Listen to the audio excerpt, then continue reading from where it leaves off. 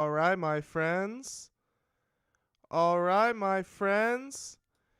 We have come to a very special place on the internet. And if you don't know about it, and you're just now finding out about it, it's called Scratched Up Live. And we are here live on a spooky Halloween night in October of 2024. But this is Scratch Up Live number freaking 19, my friends. Let's get it! Woo!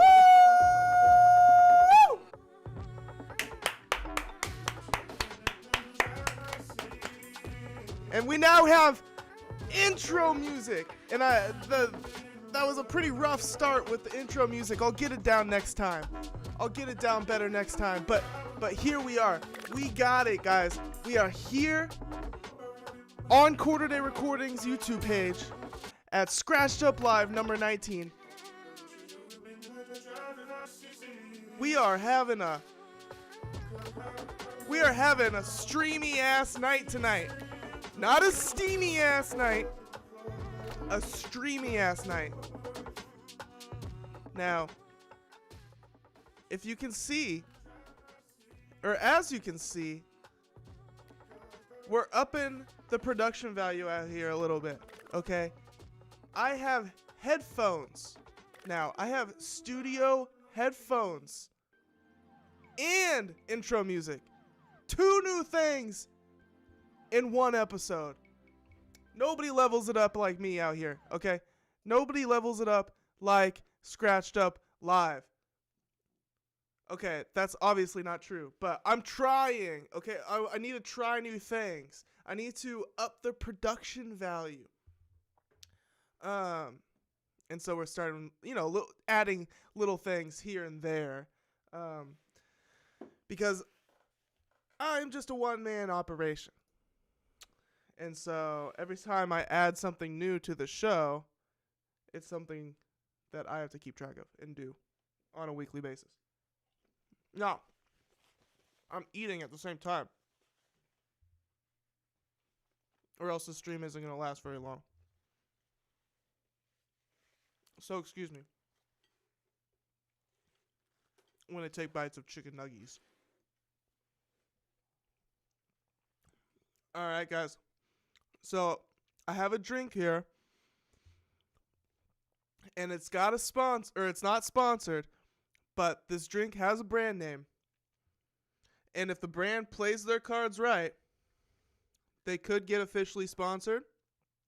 But I'll throw them a little freebie. Let's see if I can do this real quick. I need to flip my shit. All right, guys. This show is not brought to you by Gamersupps, but if they play their cards right, it could be.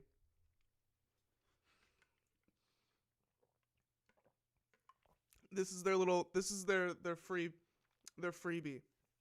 And I'm sure that they greatly appreciate it. And like I said, if they play their cards right, they could end up being an official sponsor of the show. How exciting could that be?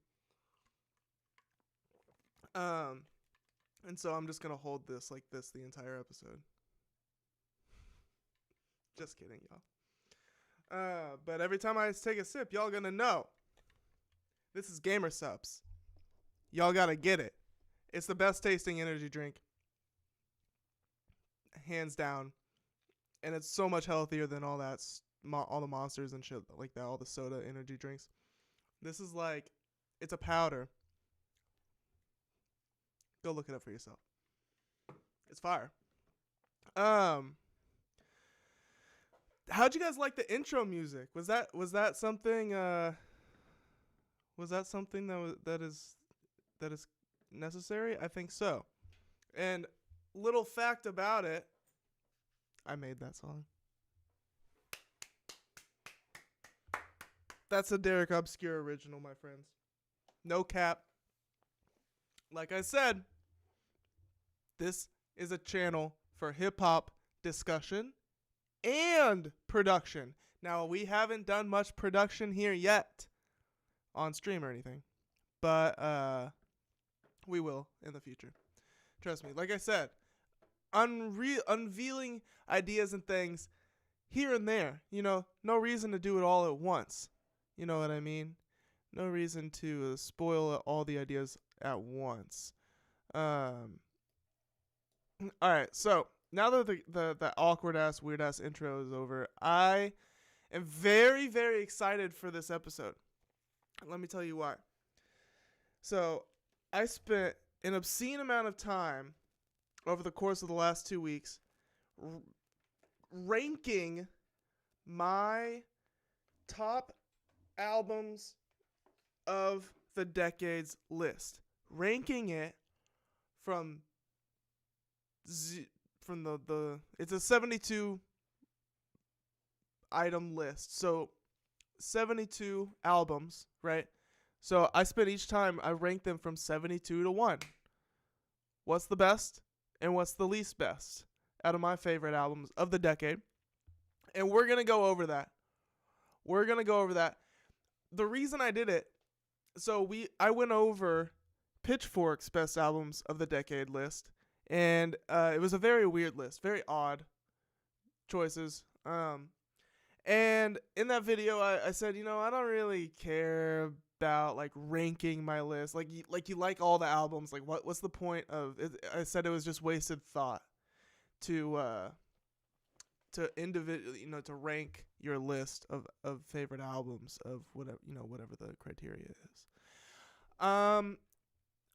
On that video, I think it was on TikTok. I posted it on TikTok, and somebody said, "Yo, you know, I understand. I get your point that you feel like it's a waste of thought, but you should do it anyways because people are interested in that, and it generates discussion." And so I thought about that. I was like, "Yeah, they got a point." And so I was like, "Let's sit down. Let's listen to all of these albums because I already had the list. I just had to rank it, which is like a whole process and takes, you know, some serious thought if you're going to do it properly." And I did it properly. God damn it. And actually, in fact, it was supposed to be ready last week. I meant to do this last week, but I couldn't because it wasn't done yet because it was taking so long. And guess what? When did I finish doing this? Literally, I was working on it today. I finished last night and then I was still tweaking it today. So this is a long time in the making. It's probably going to take a long time most of the episode, but I'll try. Hopefully it won't take most of the episode. I have other things I want to get to, but first we're going to do some top of the show-ish. Going to get to some top of the show shit. We're going to talk about Young Thug brokering peace between Drake and Future. We're going to talk about Luh Tyler forced to cancel his Toronto show after Top 5, whoever that is, pressed him for his Kodak Black association. So, like, Top 5, who is I'm guessing from Toronto, a Toronto rapper. He was, like, threatening Luh Tyler, and to the point that Luh Tyler, like, had to cancel his show in Toronto and just, like, leave the city. Like, so that was kind of interesting. And then today, this is big news. Lil Durk was indicted by feds for in a plot to murder Quando Rondo's cousin in retaliation for the death of King Von. That was like a lot of a kind of a mouthful, but Lil Durk is indicted in a conspiracy to murder somebody for hire. And they got 5 dudes. Pretty sure I read that Lil Durk got his mugshot taken, like he's in, and it seems like they got him. Like they got the evidence, like it you know, this is the federal government. Got him. So, I mean, I don't know the extent of his involvement or anything, but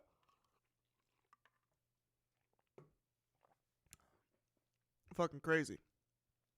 Lil Durk indicted by feds for plot to murder Quando Rondo's cousin. We're going to look into that.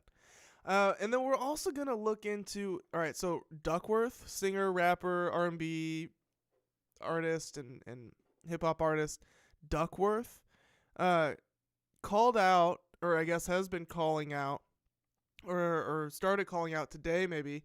I caught wind of it today.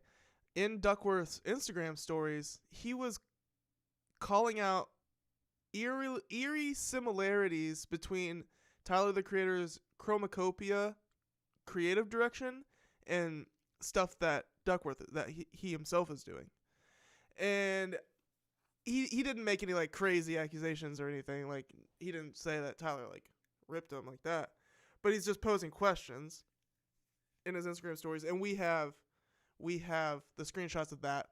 I caught those screenshots, like I screenshotted them from his story, and I thought it was interesting. He wrote a little bit about it, and he provided the evidence, and we'll take a look at it and judge for ourselves, see if he has a point or not. Side note, very excited for Chromacopia by Tyler. Next week, I'm pretty sure. I'm gonna do a live reaction stream to that one. It's been a minute since I did one of those. I think the last time I did, well, I mean, I did the Charlie XCX, so I guess that was the last time I did one. But yeah, the Tyler one, it's gonna be a big deal. That's gonna be a really fun night. I'm excited for that. The 28th or something like that. Very soon, next few days. So that's mostly it for the top of the show that I have. And then we're going to get into some of the, my music of the week. And then we're going to get into my ranked best albums of the 2020s list. And then if we have time, we'll get into some bonus Diddy content. And possibly even updates on the Shia. Well, I haven't even ever talked about it on this channel, but Shia LaBeouf is in a lawsuit against FK Twigs, or should I say FK Twigs is in a lawsuit against Shia LaBeouf, and it's been in the legal system for a fat minute. And like, you gotta like FK's story about about her relationship with Shia LaBeouf is heartbreaking. It's so sad and so tragic, and she's suing him for it. I encourage you guys to go look into it more. I'll probably be a good idea to do a big old episode on it, because I've been waiting for like Shia to go down for this shit. He is a monster. He is a monster, just like Kanye. Shia is a real monster. Maybe even worse, because I'm pretty sure he actually like beat the shit out of FK Twigs. And so, but there are updates on it from Shia's legal team, which are just like annoying, and so we'll get into that one if we have time. It's very interesting. Yeah. Should we get into some ish? Should we get into Young Thug and Drakey Boy and Future and Metro? All right, let's get into it. Young Thug, the Peacemaker. Young Thug, the goddamn mediator that the world needs right now.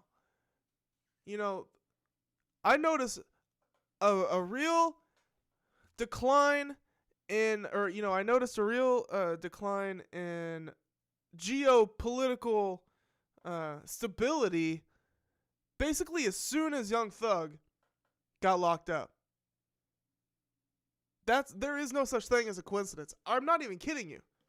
This is kind of dawning on me as I'm saying it now. As soon as Young Thug got locked up, the geopolitical front has been in, red alert mode. Geopolitics are not great right now. And it could be because of Young Thug not being around. It could be. And I said this is evidence of that.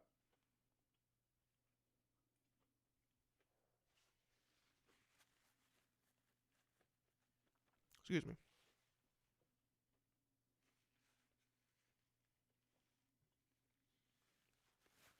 So Young Thug tweeted. How is Young Thug tweeting? Actually, I'm pretty sure It's pretty common for inmates to have phones nowadays, smartphones, since COVID. I mean, it's like a special thing, not all, But I wouldn't not that surprised if Young Thug has access to a cell phone. At Drake, at Future, at Metro Boomin, we all brothers. He spelled it brothers, so that's how I pronounce it. Music ain't the same without us collabing. Music ain't the same without us collabing. I mean, technically it's true. It's not the same since they stopped collabing, because that's a change, and so once things change, they're not the same. Is it a change for the worse though? I don't know. This formula, the Drake going to Atlanta formula, kind of getting tiresome. It started to get tiresome right around Certified Lover Boy. It started to get really, I don't know, perverted in a way, and not like in a weird, like perverted in like a weirdo sense, but like just too assed out, just too much. Once they made the lesbian song, whatever that one is, Girls Like Girls, I don't know what is, I don't know, man. Certified Lover Boy is a strange album, and like I said, the Drake going to Atlanta collab run was kind of getting played out. We're starting to get the same slop over and over and over and over and over again. There wasn't very much variety in the first place. Not saying the music's bad. I like this music that I'm talking about. It's just like, do we need them to come back for the music? It's not really the music that's suffering here. It's more like the friendships and the human connection and the, that kind of thing. Let's see what the tweet says. Let's see the real tweet. Here it is in all its glory. Now, I do not have a Twitter X account, otherwise we'd be able to see comments, right? But I don't really care because X is a cesspool. Let's look at Reddit comments. Oh yeah, and then this is what happened. Future retweeted that. He's done miracles on me. He's done miracles on me. Only Young Thug could broker peace between Future and Drake. Only Young Thug could come down from the proverbial heavens. Young Thug's not dead, but it feels like he is, man, because he's been gone so long. It actually is crazy how long Young Thug has been locked up. Future retweeted it, which is kind of funny because Future is just like trying to stay like in control of the situation in a way. At least like not in control, but like trying to stay on top, but like showing Drake that, I don't know, like if I was Drake, I wouldn't trust Future for a fucking millisecond. And so it's kind of funny, the optics of it, because Drake obviously didn't retweet or interact with this, but Future is. So now Future is the one who's open to talks after he just like was a part of obliterating Drake off the cultural warfront. Dude, I mean, people literally cannot look at Drake the same anymore. This man's career it's changed. Okay. I'll take it in the words of Young Thug. Drake's career ain't the same without them collabing. It's not really music ain't the same without us collabing. It's more like Drake's career ain't the same without us collabing. Every time I see a picture of Drake in like a current event or a current picture of Drake, like Drake was out here last night doing this, people literally in the comments saying, I can't look at Drake the same. Bruh, people are saying, where's Kendrick at? Kendrick really did this man in. That kind of shit. It's gonna be tough to claw his way out of this hole. I'm sorry, Drake. I'm sorry, man. Oh man. I hope Drake has a good support system. I hope he has a good support system.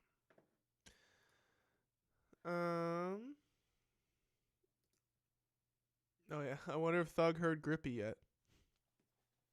Probably not. He wouldn't be. He probably wouldn't have tweeted this if he had. Not gonna lie, I haven't even heard Grippy. There's no point. I mean, I heard snippet.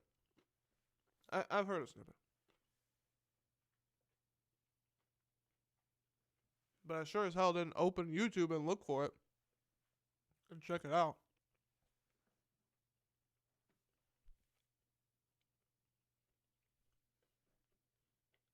They're saying Thug would like Grippy. Give him the Nobel Peace Prize. He already deserved one for I hate when girls die. Is that a Thug quote? I hate when girls die. That's funny. Truly humble under God. Thug.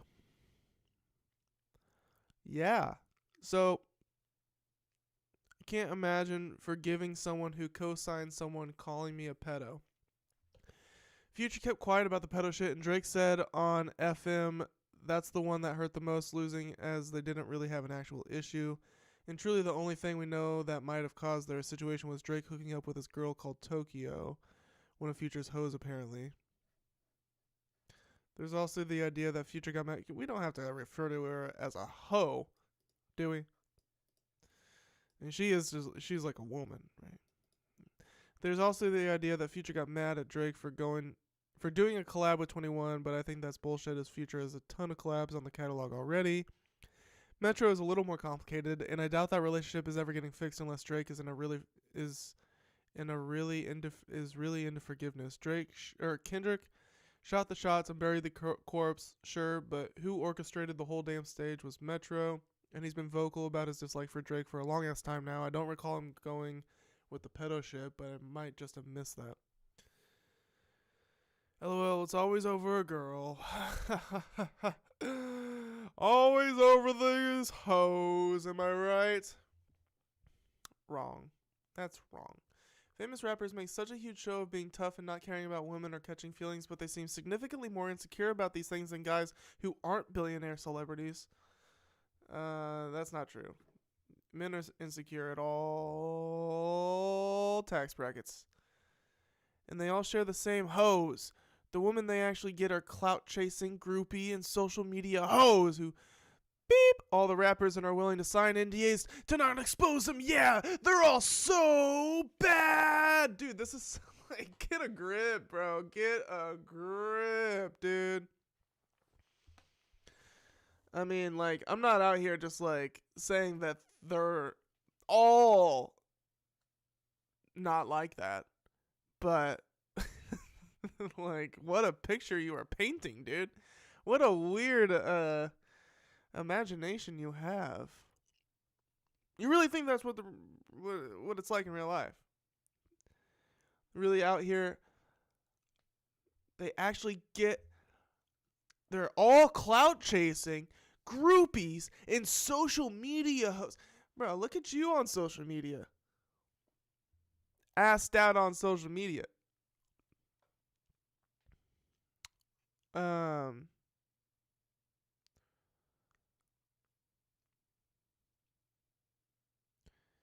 It is true though. You know, they're not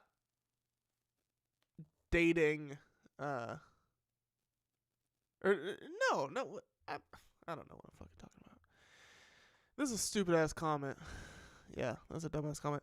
That Drake song from For All the Dogs, where he samples that girl complaining about her ex, was so revealing in ways that I don't think he intended. I think the point was to humiliate that guy, but what came across was my entire career has been spent seeking out the shallowest woman on the planet and then acting bitter, resentful, and victimized when it doesn't work out over and over and over.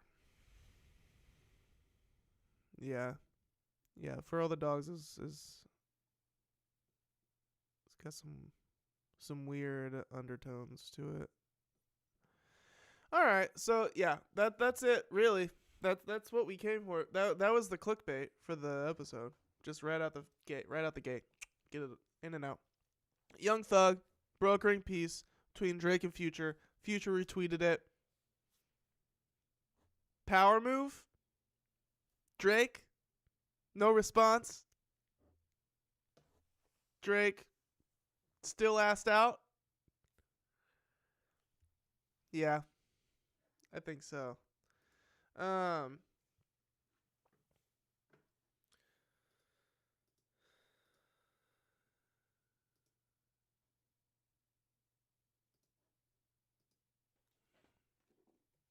Get a sip of my gamer subs.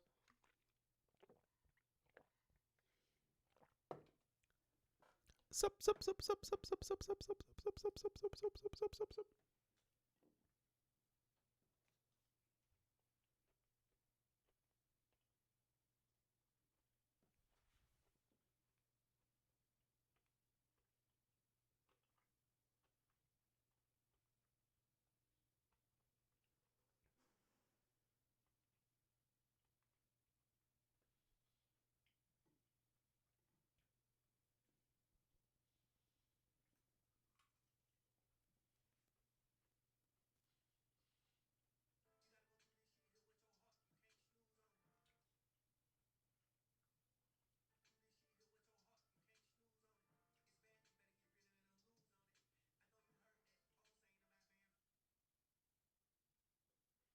Gotta do a little housekeeping here, I guess. Luckily. Oh, there is somebody watching. Oh, I'm so sorry. I'm sitting here eating chicken. I didn't know anybody was here. You're just hanging out with me now. Feel free to kick it, or feel free to go watch some of my other videos. We just talked about Young Thug. You can rewind a little bit. Watch the Young Thug segment. Next, we're going to get into Luh Tyler forced to cancel his Toronto show after Top 5 pressed him for his Kodak Black Association. It's kind of an interesting ordeal that happened there. And this is what we're going to get to next. But I got to eat a couple more bites of chicken and post this Instagram promo. So, excuse me. Give me a second.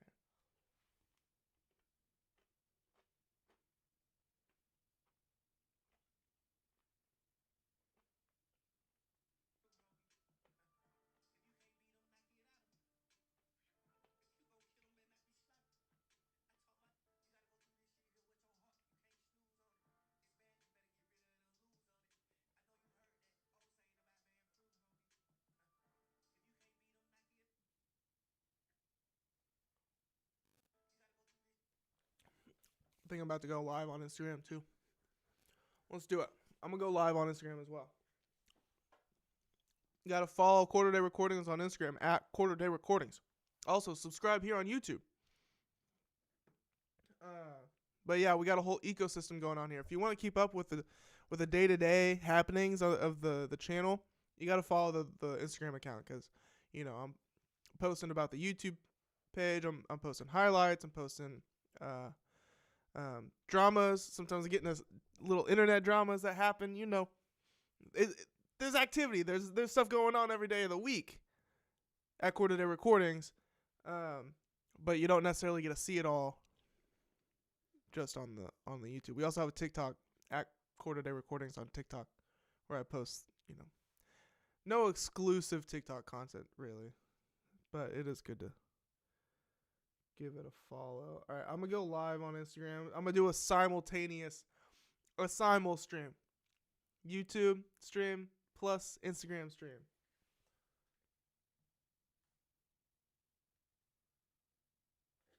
So hold up.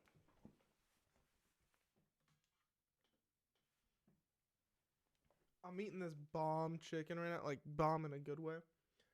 It's from I guess it's from Aldi. I don't know. It's so good though.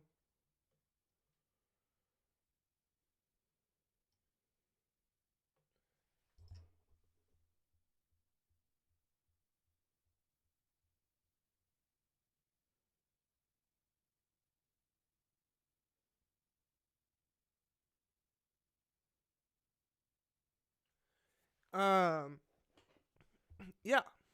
Okay. Luh Tyler. Should we talk about Luh Tyler? I'd like to. Listen to this, guys. 18-year-old Tallahassee rapper Luh Tyler is forced to cancel his show in Toronto after being pressed by Toronto rapper top 5 and his goons, allegedly due to his association with Kodak Black. Let's take a look. Hold up.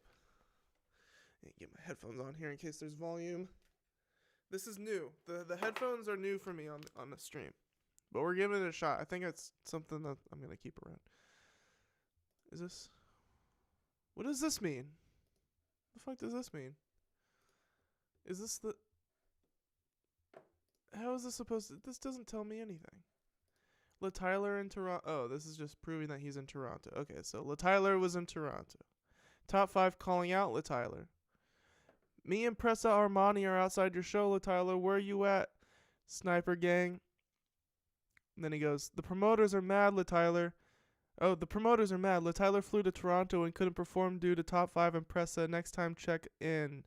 DM head of security, D-money levels. Ooh, is a check-in situation. Okay. I am so white. I learned about check-ins after DaBaby, a viral video of DaBaby showing up like in Atlanta or somewhere and being pressed to check in, and DaBaby handled it, I thought, pretty well.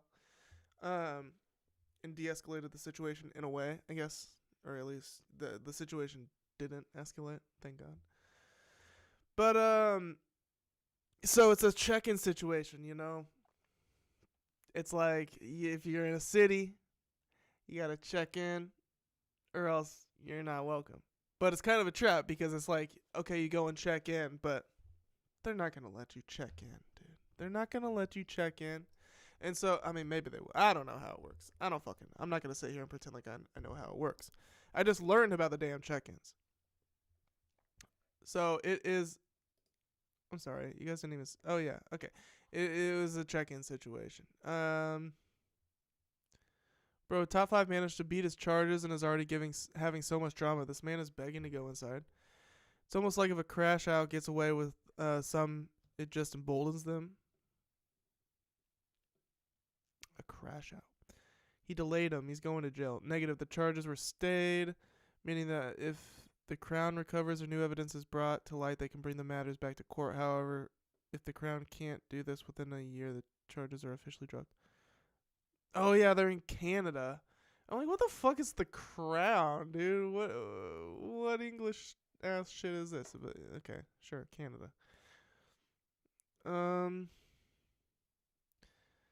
Put this bum back in jail and throw away the key. Nobody in Toronto will miss him.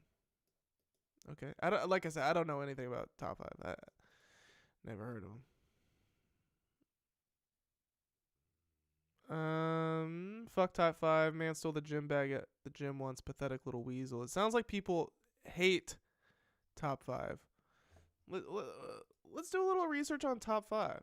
Why did they make Luh Tyler cancel a show? Why didn't they just arrest top 5 for like threats? Let's see. Take a peek at his Instagram here. Hello, Instagram. That reminds me. Hello. Well, you guys have joined the party a little late. That's not your fault though. That's my fault. I forgot to start you guys. So we're about an hour, 30 minutes into the stream, but we already started. We're 40 minutes into the stream. But you didn't miss much. You missed the Young Thug stuff, but it was light. It was just good. Good for the title. How's my hair looking? I got headphones now, and we also got intro music. But you guys missed the intro music. I'm sorry. To be honest, you wouldn't get it anyways because you're Instagram. You're not on YouTube. By the way, this episode is not sponsored by GamerSup, but if they play their cards right, it could be. If GamerSup plays their cards right, they could be an official sponsor of Scratched Up Live. This is going to keep me going tonight.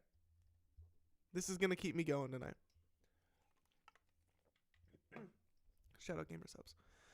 Alright, so this is top 5. First thing I notice is a picture of Drake on his Instagram. I'm sure Drake loves that. When you're trolling just to see who's eager to get at the boy in my DMs, okay, no problem. Is he saying that Drake is in his DMs? Is he bragging about Drake being in his DMs? I don't know. It sounds a little sus. And I don't even like that term. But, you know. It does, you know. So this is top 5. Look how much money he has. He has a lot of money. Who is this? Oh, this is his lawyer who just got him out of jail, and this man is immediately threatening the lives of others. So bad that they are forced to leave the city for not, quote unquote, checking in. Which is, you know, this man doesn't seem very, very great. Let's just say that. So everybody's got a story about top 5. Top 5 cut me off in a bike lane last summer. Top 5 stole my sister's North Face. Oh, man. That's fucked up. Top 5 stole my lighter. Twice. Ooh, dude. Unforgivable, bro. Unforgivable. Not cool. Top 5 poisoned our water supply, burned our crops, and delivered a plague onto our houses. He did? No, but are we going to sit around and wait until he does? Classic.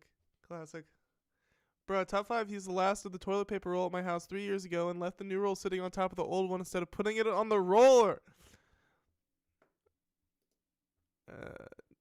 Truly deplorable behavior. And he still ended up with skid marks, dude. Top 5 has skid marks! It's all starting to make sense. The blunt is always wet when top 5 passes it.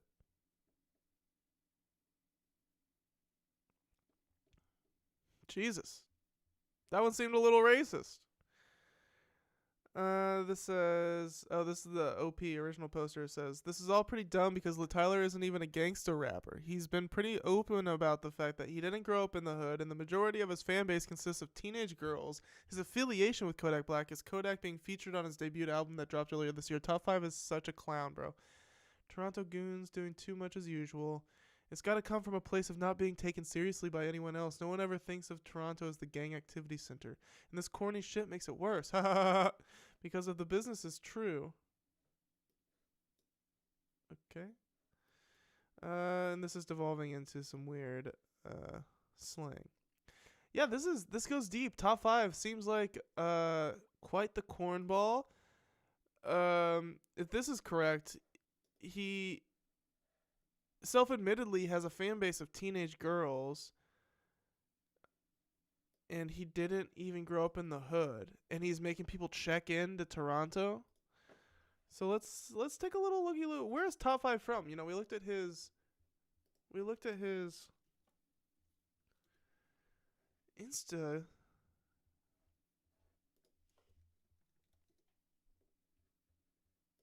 It's hard to search him because I type in top 5. That doesn't bring up much besides his Instagram. Type in top 5 rapper. That just brings up people saying who are the top 5 rappers.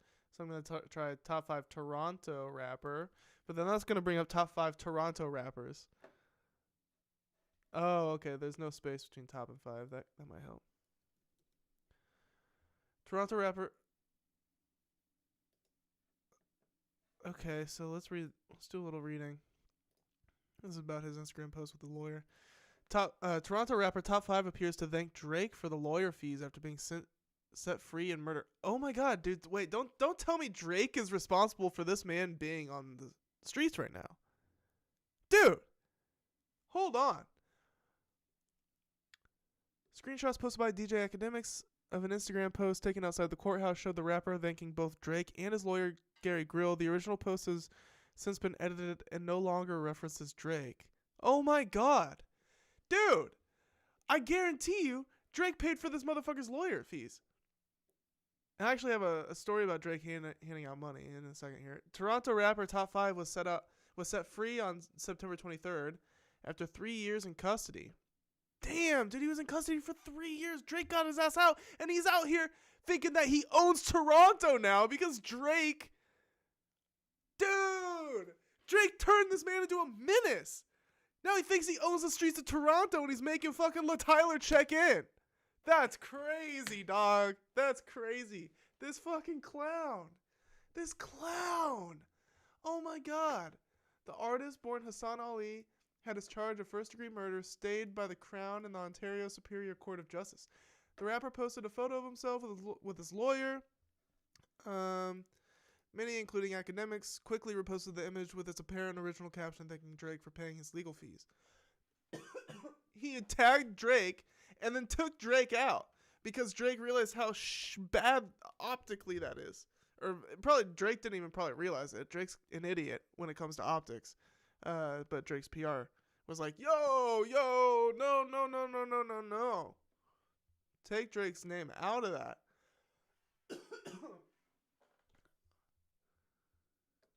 Wow.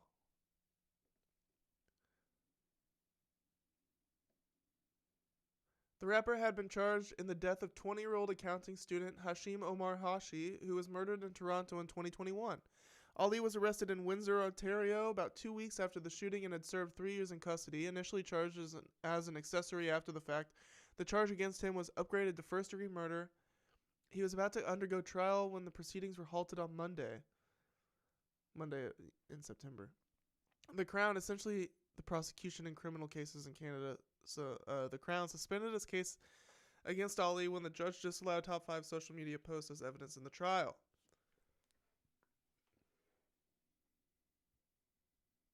This whole Drake association is actually blowing my mind. I can't believe Drake would do this to him. Like, why would Drake associate himself with this? Clearly a mistake. Why would Drake do that in the midst of the Kendrick beef? Drake should be doing everything it can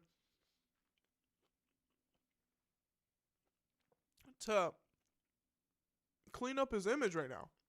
Or not even clean it up.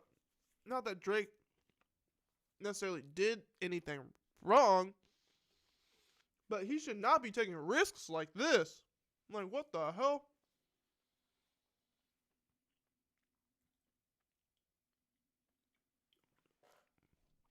Actually crazy. The Crown had intended to use posts referring to the Go Get 'Em gang to link Ali to the murder as part of a gang rivalry. Ali claims that his references to Go Get 'Em gang are to the record label of the same name. An innocent man just came home, Ali said outside the courthouse after the decision. Grill said the case against Ali was based on his persona as a drill artist and that the Crown was using his lyrics against him. His persona as a drill artist, he doesn't look very menacing. I mean, his persona. That's not by looks, right? Like, saying the Crown is prejudiced against drill artists. I mean, maybe they are. I don't know, but he doesn't look like a menacing, like, you know what I mean. The problem about prosecuting artists like Mr. Ali based on their music is it fails to understand what the medium is, what it's about, and how drillers approach their audiences. Well, bro, clearly that's such bullshit. I mean, now we know that that's pretty much bullshit because he's out here making Luh Tyler check in for association with Kodak Black. I mean, literally for just such stupid shit. Stuff that doesn't actually matter. Just made up bullshit. It's important for all drillers to portray themselves as the biggest, baddest gangsters on the planet. That's what sells, and that's what all drillers are doing. It's not their fault. They're just drillers. They were born drillers and they'll die drillers. There's nothing they can do about it. With the stay ruling, the Crown now has a year to restart the proceedings. Dude, they better restart those shits. Holy cannolis, dude. Yeah, man. What's in the water up there in Toronto? There's something weird going on up in the. Is it too north? Is it too north? I feel bad for the music fans in Toronto. They've been suffering hard as hell lately. SZA, Janae, Kalani, and Wayne have all canceled Toronto shows in the last year or so for various reasons. Then this year, Sir and Schoolboy got their shows canceled by the venue because of the Drake Kendrick situation. Now this clown making threats at an artist just because he's tangentially connected to another artist that he has internet beef with. Yeah, you nailed it, buddy. James Nolly 88. This comment section is kind of juicy. This person says, that confuses me even more. What is the beef between Kodak and those guys? Kodak and his goons try to take Press's chain. Bundog, Press's bro, shot Kodak in retaliation. This is why Kodak received a large bag of Bitcoin from Drake, so there wouldn't be an all-out Toronto-Miami war. Clearly that didn't work because Press and Top 5 are fanning the flames this week. Okay, let's watch this. Whatever you Kodak do. Black shot. Oh, this is the J Beebs thing. We know about this. Okay, wow, we know about this because of the Kodak Black LP. And yeah, Kodak was shot outside of a Justin Bieber party. It's all connected, folks. Dude, fuck that. That's crazy. I obviously can't tell who is who or who's shooting or anything, but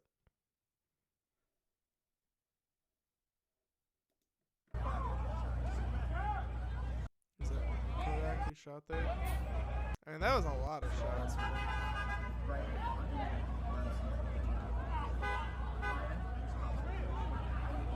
That's gotta be Kodak.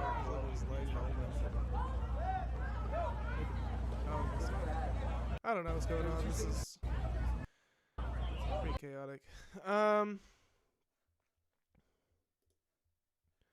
So this is all ties back to Kodak being shot. Apparently Kodak received a large bag of Bitcoin from Drake to stop. And this is Kodak, who is now, I mean, we saw that video of him coming out of jail earlier this year, where he's like strung out, obviously high. I mean, that man was like a zombie on that. Like, fuck. Yeah, so the Toronto-Miami war is escalating, I guess you could say. This is not good. That's not good. Why does everybody have to fight, Let me eat some more chicken real quick. Bon appetit. Bon appetit.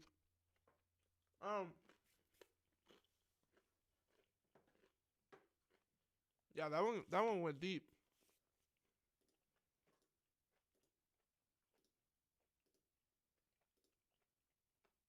Oh, what's up, y'all? Thanks for tuning in. Thanks for being here. Thanks for clicking on the video. Hit that subscribe button if you're interested. Go watch some of my other videos, my edits. I stream once a week for 2 to 3 hours, and then I chop the most interesting segments up into highlights. So, and then you could also follow Quarter Day Recordings on Instagram and TikTok and keep up with the goings-ons throughout the week. I'll be posting on the Instagram. We get into little dramas, internet dramas here and there. You can keep up with the channel on a daily basis. There's stuff going on every day, but I'm only here on YouTube once a week, live at least. So we're gonna hop into we're gonna cover the Lil Durk situation, and then after that we're gonna shift gears. But oh shit, I'm getting a call now. I can't answer that right now. I don't want to answer that. I love you. Ashley, are you watching? She might be watching. I don't want to answer the phone right now, Ashley. Yeah, this Lil Durk thing is crazy, guys.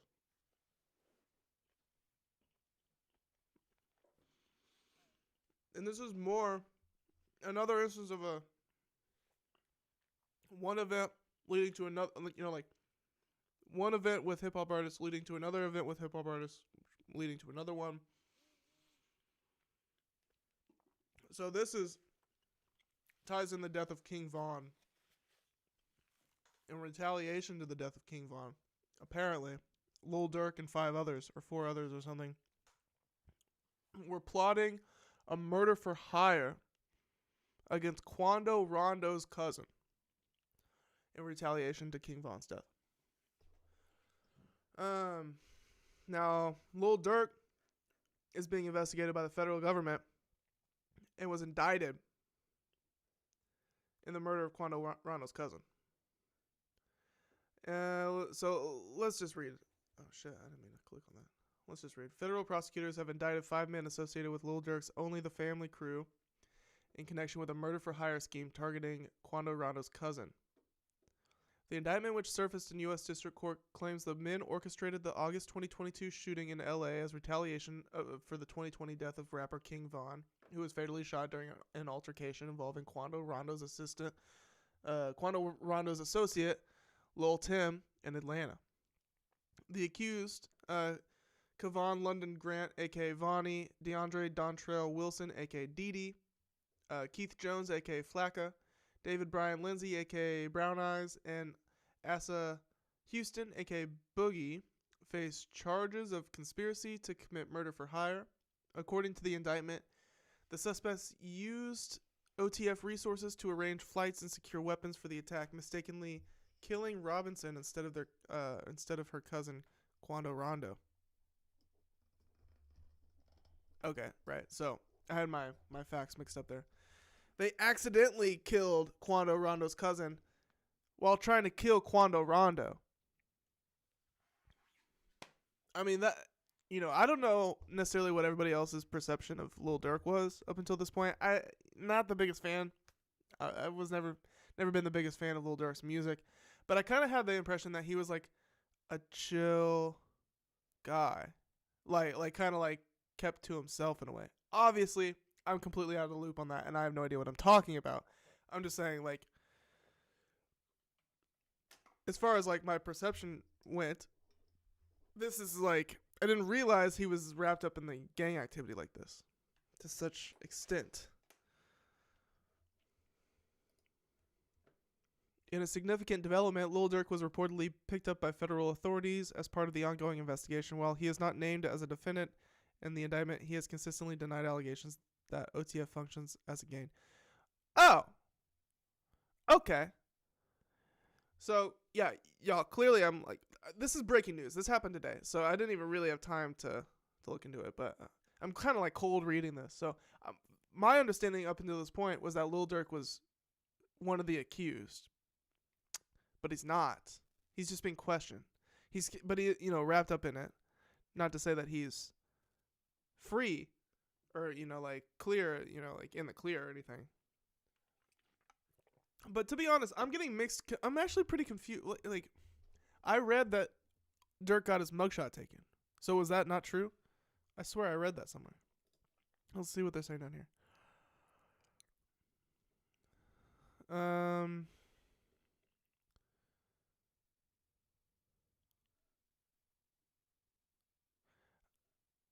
I'm happy that he sounds like a completely different man too compared to how he was in the noisy videos everyone watching. What is this?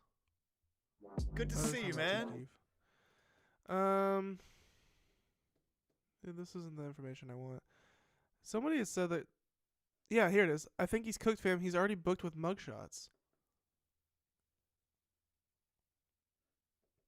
Ooh, that's a rough mugshot, man. That is a rough mugshot, dude. Oh, boy. He is having a rough day, man. That's no bueno. Man, fuck X.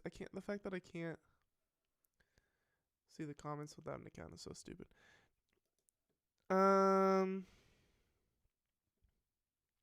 I think all the slide for Von stuff got to him, and he felt forced deeper into the bullshit gang life despite having made it. He is talented, but a certified idiot. I think he's lost so many people at this point. It had nothing to do with the fan comments. Once Quando Rondo made end of story, I think it was a sure thing Durk was going to do something. Yeah, this isn't some bullshit lifestyle for him. He's really in it, and so many people he loved are really dead. Then you have this new habit of artists disrespecting the dead that keeps this shit going. How can you let some shit go and charge it to the game when someone is literally making songs making fun of your loved ones being dead? Yeah, dude, like... Yeah, man. Lil Durk, let's keep reading. So he was reportedly picked up by the feds, but he's not named as a defendant in the indictment, but now we know that he did get his mugshot taken, so he has been booked, right? That's what that means.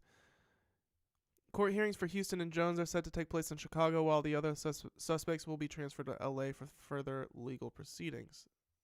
Is that a massage tool? What the hell is that? Is that a... okay, let's see if we got more info. I need more.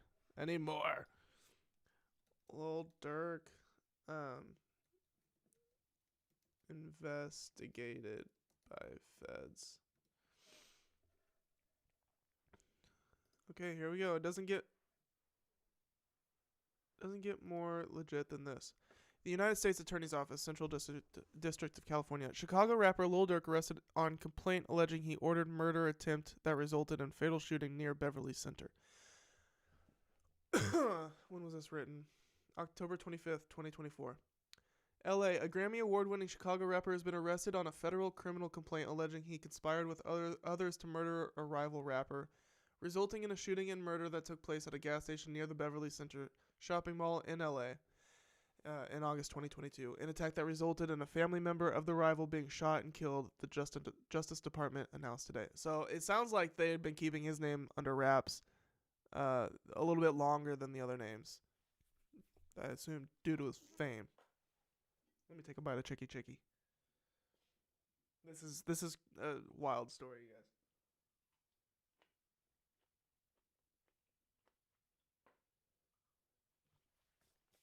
It's so wild, my chicken's getting cold. I love you guys so much. My chicken's cold. But I don't care. We got to get the info to the people. And my chicken eating can wait. But let me finish this nugget.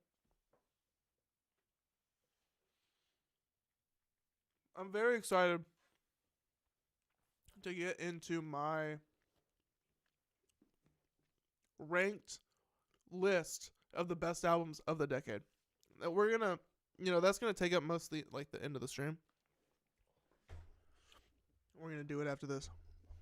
But I'm so excited. I put a lot of work into it. I did.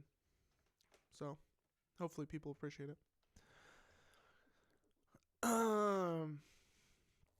Dirk Banks, 32, aka Lil Durk, was arrested near Miami International Airport late Thursday on a complaint charging him with conspiracy to use interstate facilities to commit murder for hire, resulting in death. Interstate facilities to commit murder. Are interstate facilities, does that mean the highways? He made his initial appearance this afternoon in United States District Court for the Southern District of Florida and remains in federal custody. His arraignment is expected to occur in LA federal court in the coming weeks. Mr. Banks is charged with orchestrating a cold-blooded murder that resulted in the death of a rival's family member, said United States Attorney Martin Estrada.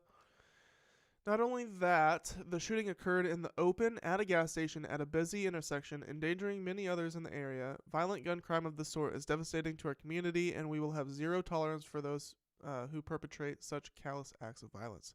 The apprehension of Mr. Banks as he attempted to leave the U.S. is once again proof that the FBI and our extraordinary partners at the L.A. Police Department have a long reach. So Banks I'm out here calling him Banks now. He is no longer Lil Durk. His name is Mr. Banks nowadays. He was apparently trying to leave the U.S. That's why he was in Florida.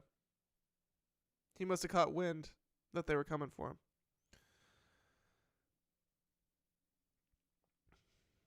And they caught him. Like, I imagine they caught him, like, as the boat was taking off. That's just my imagination there.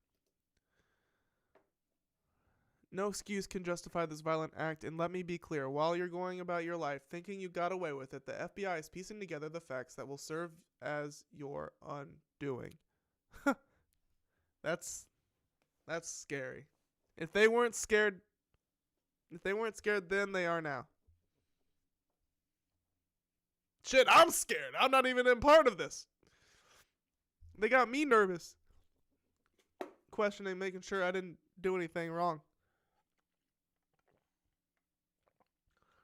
This segment is not sponsored by Gamer Subs. But it could be.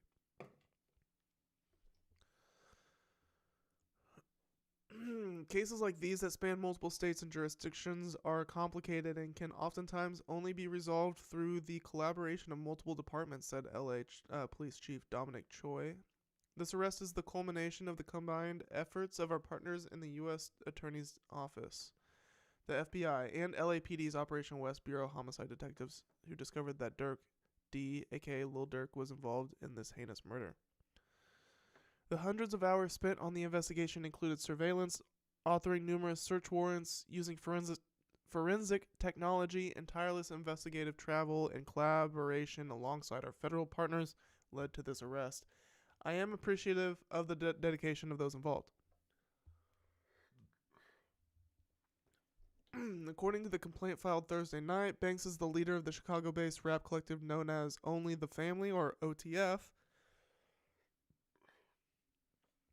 Law enforcement believes OTF also acts as a group of individuals who engage in violence, including murder and assault, at Banks' direction and to maintain their status in OTF. Damn. Banks feuded with a victim identified in court documents as TB. The feud stems from a November 2020 murder in which an associate of TB shot and killed an OTF rapper named Devon Bennett, a.k.a. King Von. Bennett and Banks were close friends.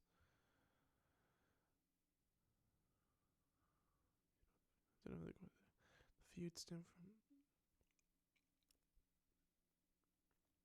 In response to Bennett's murder, Banks allegedly put a bounty on TB's life.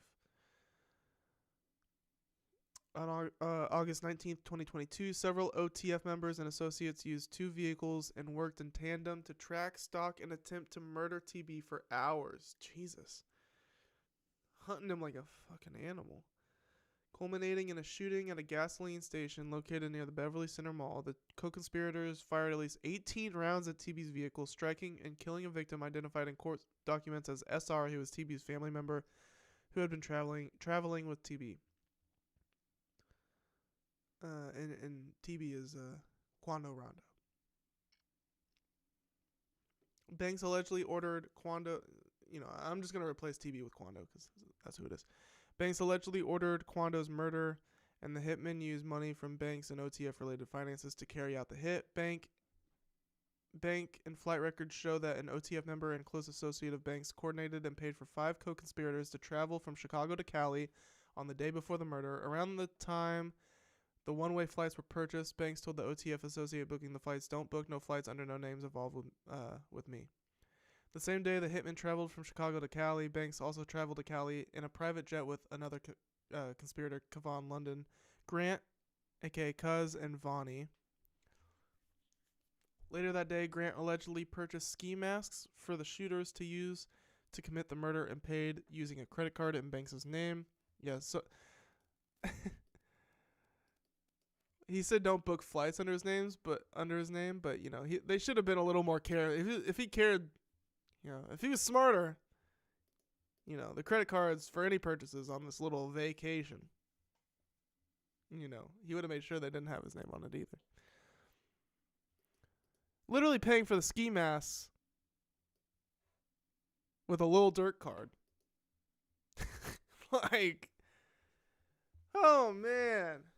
Oh man, it doesn't get stupider than that. On Thursday morning, federal and local law enforcement in the Chicago area arrested Grant and 4 other defendants charged in a four-count federal grand jury indictment alleging their roles in the murder-for-hire plot. After law enforcement made the arrests and executed search warrants in Chicago, the FBI learned that Banks had been booked on 3 international flights scheduled to leave the U.S. on Thursday. When Banks arrived near one of the departing airports in Miami specifically, law enforcement personnel arrested him. In addition to Grant, the defendants charged in the separate indictment with the grand jury returned on October 17th are these guys.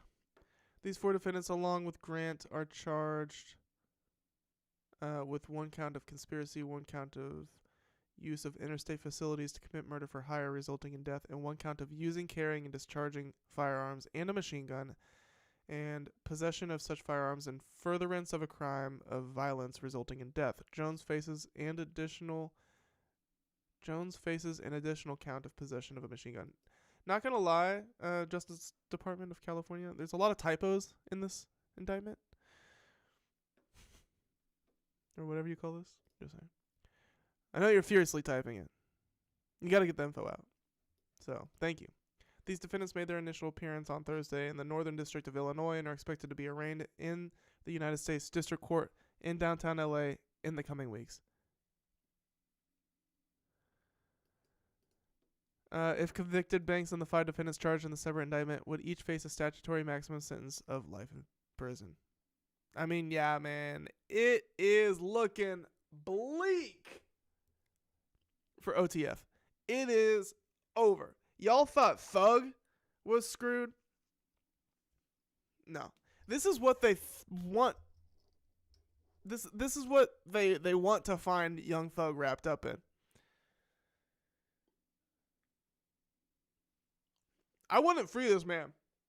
I know people are already out there. Free Durk. Free Durk. I don't know about that. This is cold-blooded murder. That's insane, y'all. I'm going to go ahead and say, let's not free Lil Durk because that takes some that's cold-blooded murder. And then he tried to leave the country. So, you know, you got to be held accountable for that shit. I'm sorry. You got to be held accountable for that. Ashley, you have to be held accountable for murder, right? Lil Durk murdered Quando Rondo's cousin. And now he is being investigated by the federal government. And people are out here saying, free Lil Durk. And I'm saying, no. We probably shouldn't free Lil Durk. He put a hit out on Quando Rondo. And they accidentally killed Quando Rondo's cousin. So sad. And Ashley, I'm sorry I missed your call. But I'm streaming. So you can just, this is our call.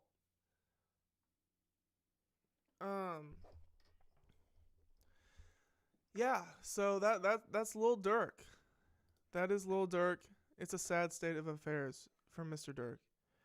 For Mr. Banks now. He is no longer, we don't refer to him as Lil Durk anymore. We refer to him as Mr. Banks. Because now he is basically property of the U.S. government. Well, he's going to be when he's charged. But he's definitely in jail. Yeah, man. Rest in peace, King Von, and rest in peace, Quando Rondo's cousin. She didn't deserve that. Quando Rondo's cousin is just an innocent bystander. And now she's dead. And now also King Von is dead because of petty gang rivalries. And and gun violence. And that's just the reality of many, many, many, many Americans.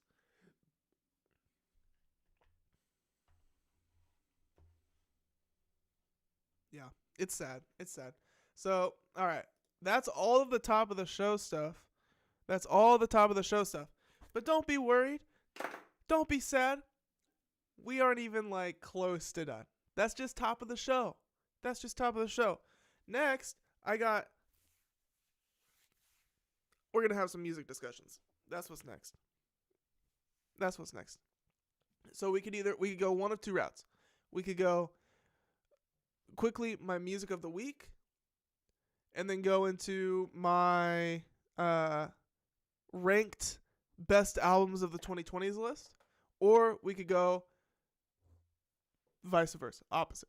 We could start with the best albums of the 2020s list and then end the stream with my music of the week. We could do that.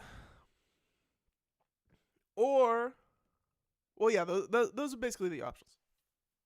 I'll let you guys discuss amongst yourself. You guys are discussing. Feel free to comment. What do you want to do first?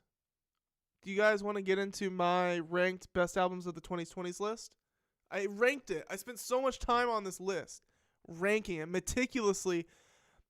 It's 72 albums, number 72 to number 1. and I thought about each album. I scanned each album. I listened to each album,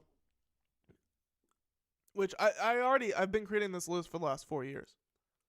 Every year I add another 18. And so, but I had never ranked it. But somebody on TikTok suggested I do that, so I did it for them.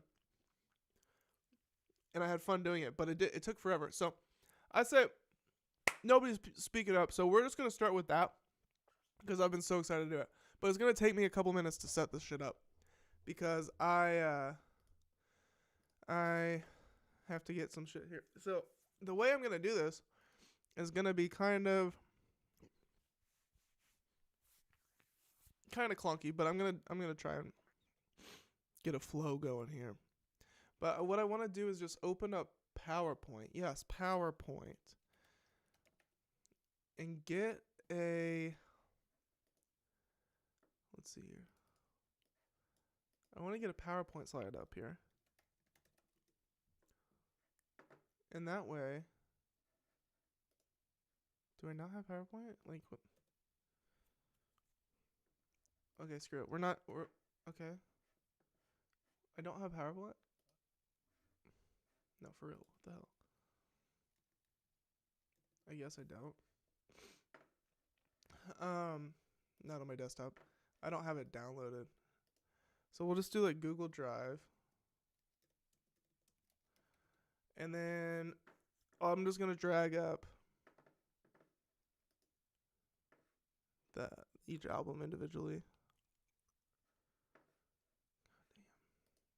God damn. It's going to make me jump through every single fucking hoop in the world. Hold on, guys. Like I said, it's going to take me a few minutes to get this all set up here.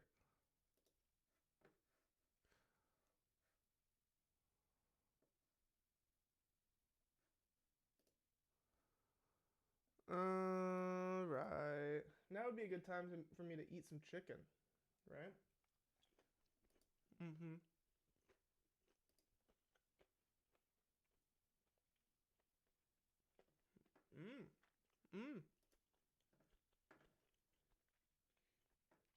Very tasty chicken.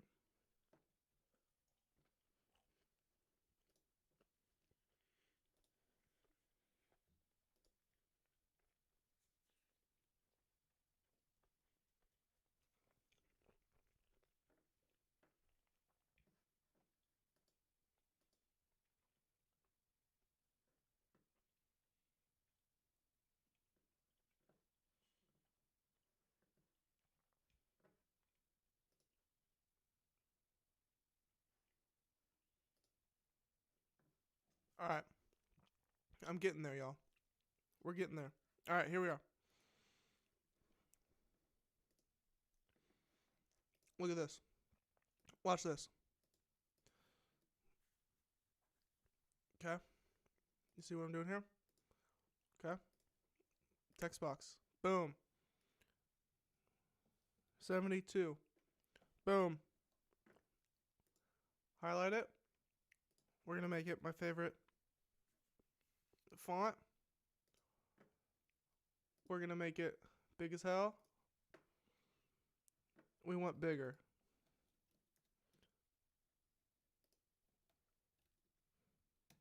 It won't let me go bigger. That's fine.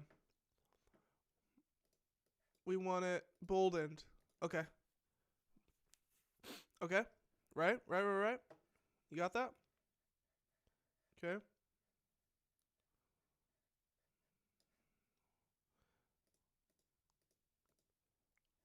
Boom. Boom. Bada boom, bada bing. Okay. So. Let me collect myself here. And then we're going to get into my top 72 albums of the 2020s. Now, this doesn't include any music from 2024. If you're curious about my opinions on music within 2024, you can either, one, wait a couple months for my end of the year report to come out, which that'll be a big deal. Do a whole segment over it and everything. Or you can go back and watch my 2024 halftime report that I did a couple months ago, and that'll give you an idea of some of my favorite albums of the year 2024, the year of our Lord. But this list here of 72 albums contains albums from 2020 through 2023. Okay? It is 18 albums from each of those years. So it's not biased, no recency bias, that kind of deal. I'm trying to eliminate certain biases. So it is 18 albums from the year 2020, 18 albums from the year 2021, 18 albums from the year 2022, and 18 albums from the year 2023. It is also now this is a hip hop channel, right? We do hip hop on this channel. We that's our niche. That's my niche here, right? I'm a hip hop head. That's my home. So this list is slightly biased towards hip hop, but it's not only hip hop. The way I do it is because I am accepting my hip hop bias and actually embracing it. The way that I create these lists is I do 9 of my 9 favorite my 9 favorite hip hop albums plus my 9 favorite non-hip hop albums, and that's how I create my year-end lists every year. So at the end of the year, I decide what are my 9 favorite hip hop albums of the year, and then I also decide what are my 9 favorite non-hip hop albums of the year. This is all other genres besides hip hop. So as you can see, very much so biased towards hip hop. But that's okay in this space here. Furthermore, that's about it. So, with all that being said, without further ado, I need to take a potty break. Oh, I know. What the fuck? This guy sucks at streaming. He's so fucking shitty, bro. I know, man. I'm sorry. But I'm just one guy out here. And I need to be on it for this list. And I don't want to take a break in the middle of the segment. So I'll be right back. We're going to get into my best albums of the decade list ranked. Spoiler alert, I have already introduced this list to you guys, or to the stream a couple streams ago. I just showed the albums, but I hadn't ranked them at that point. So it was just like, okay, here's a group of album covers. That didn't really mean much to anybody. This actually puts some a little bit of my taste behind what you saw there. But all right, I'll be right back. Is there a filter on?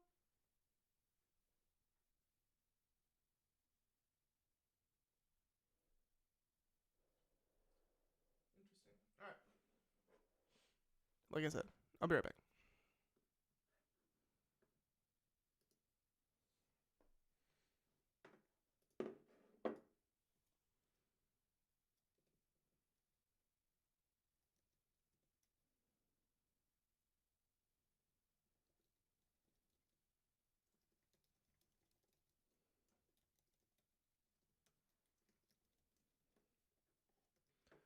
I'm gonna be right back.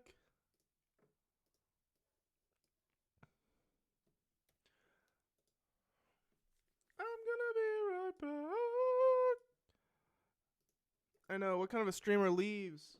Oh, what a piece of shit. Me. So.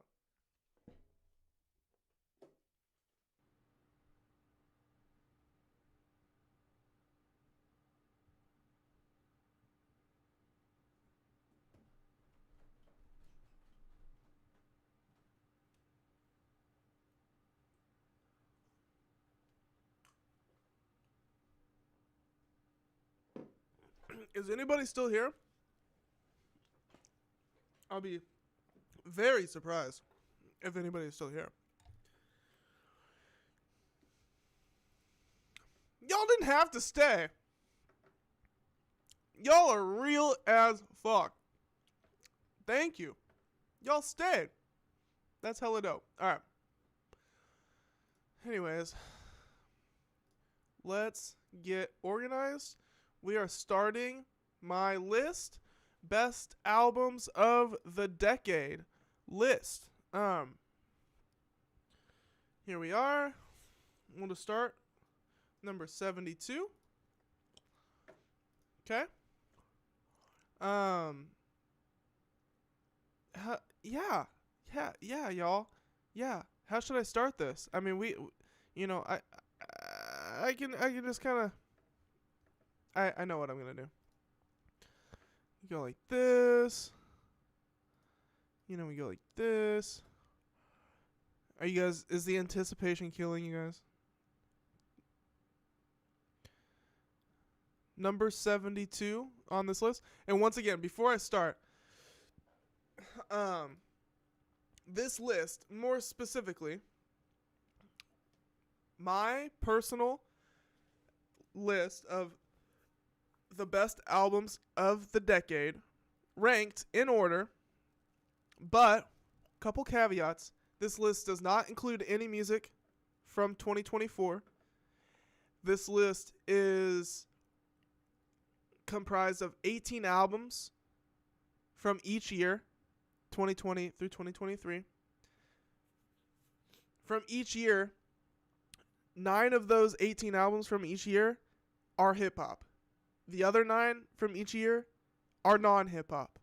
Just the broad category of non-hip-hop music. It could be anything, But we have a special interest in hip-hop over here. I'm a hip-hop head, so I like to bias my list that way. It works out for me. With all that being said, number 72 on this list, Barnacles by Saw Baby. Came out in the year 2020. This album is Silly Goofy Goober Time. Okay? This is an album that doesn't take itself too seriously. It is very silly at times. It is very goofy. It is very kind of an odd one. But it is fun, and like I said, it doesn't take itself too seriously, and it always kind of hit with me. It's not the most appropriate album, okay? But it is a fun one, and it's a bit of a guilty pleasure, if I must. But see, I guess I'm gonna write them all down. Oops, is that a good idea or a bad idea? Write them all down. Why not? I will make the font a little smaller though, so we can fit them on here. There we go. Best albums of the decade ranked. Number 20 or 72, Saw Baby, Barnacles. Okay, so I'm gonna bring this back down here. Now we got number 71. And so yeah, I'm gonna pull them up individually like this. Maybe it's a pain in the ass, but fuck it.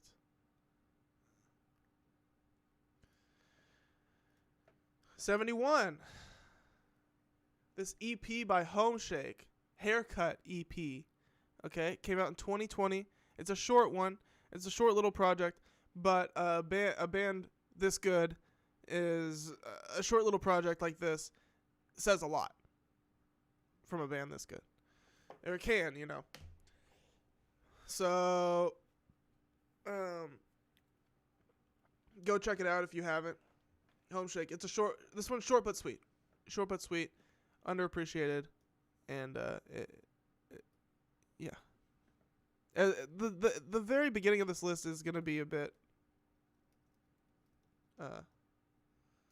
run through. I'm not going to, don't need to go super deep into detail about why this is my 71 favorite album of the decade, but,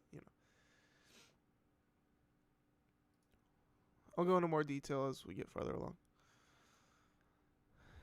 Trying to do this the best way.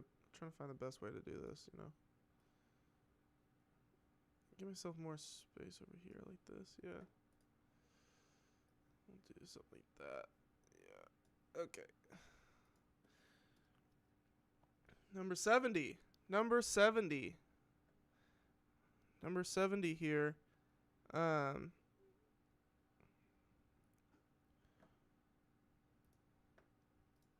it.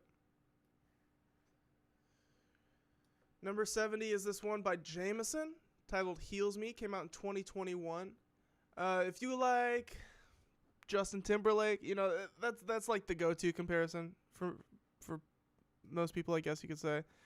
But it's true. You know, if you like Jameson, if you like The Weeknd, maybe some early The Weeknd type of stuff, you might be into this. But this one's it's very sensual. It's very almost feminine in a way. But it's sweet. It's you know, it's sweet. He kills it. It's not his best album, but it's pretty good. I'm trying to find a way to do these windows. Maybe I'm zoomed in too much. Oh yeah, that's definitely it. I was zoomed in quite a bit there. Donde está? So that's one of the songs on it. Immediately when I see this album cover, it immediately like that song gets stuck in my head. Donde está? Heals me. Good shit. Okay, number 69. Number 69. Oh shit, guys. Oh my god, this is gonna take forever. So, God. How embarrassing. Jameson isn't number 70.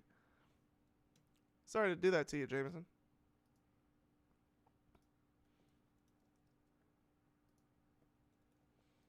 Jameson is number 69. Hopefully I don't have another mistake like that again, because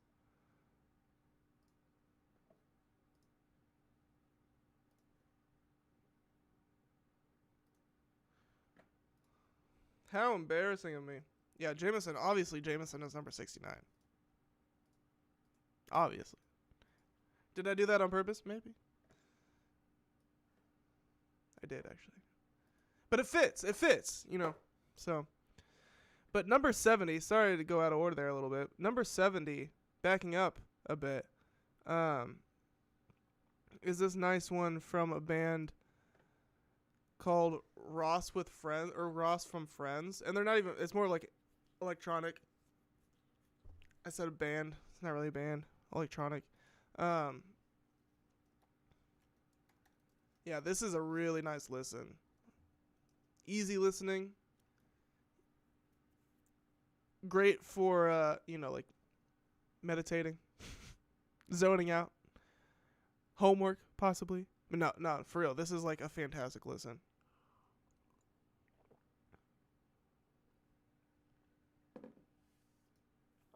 Very enjoyable listen. Back on track here. Number 68. Okay, number 68 is a bit of a controversial one. Which actually plays a bit into why it's ranking so low here. But number 68 is A Written Testimony by Jay Electronica. Now, this is his debut album. Practically an entire... It is like a collab album with Jay-Z, although Jay-Z isn't billed on the artist as an artist. But Jay-Z is here on every song. It's not the best album in the world, but it is like, okay, here's Jay Electronica. That we finally, like, this is a proper first chapter to the Jay Electronica discography. But it is heavily, and I mean heavily, bogged and weighed down with anti-Semitic racism. Like, this album, and the thing with this list is, like, so I add to this list every January, the very end or the very beginning of the next year, but the very end of each year is when I add the next batch of 18 albums, right? So it's like, what am I feeling about the music at the end of that year, in the moment? And that's why this list is, like, I'd say a pretty accurate snapshot of, like, the decade, because it's not biased by recency, that kind of deal. But with that being said, you end up with things like this. Music that doesn't age too well. And maybe it wasn't very fresh upon arrival, but, you know, I wasn't necessarily, I wasn't there yet. And so in 2020, I was enjoying this album. At the end of 2020, I was still enjoying it enough to put it in my albums of the year list. At which point I'm not gonna remove an album from it. You know. So, but this album is pretty anti-Semitic and it's pretty much a disgrace. But oh shit, yo, sneak peek. So yeah, Jay Electronica, with his album A Written Testimony. Ranking very low, partly due to its racism. Oh shit, you know what? This ain't gonna work. God damn it. Y'all the real ones bearing with this clunky ass segment. Anybody who's watching live, I don't know if anybody's still here, but I'm so dumb. I don't know why I was thinking of doing it. Why I could do it there, but and now what the hell is this? Jesus Christ. Let me just make this like a normal font. I mean a normal size. Paste that here. Dude!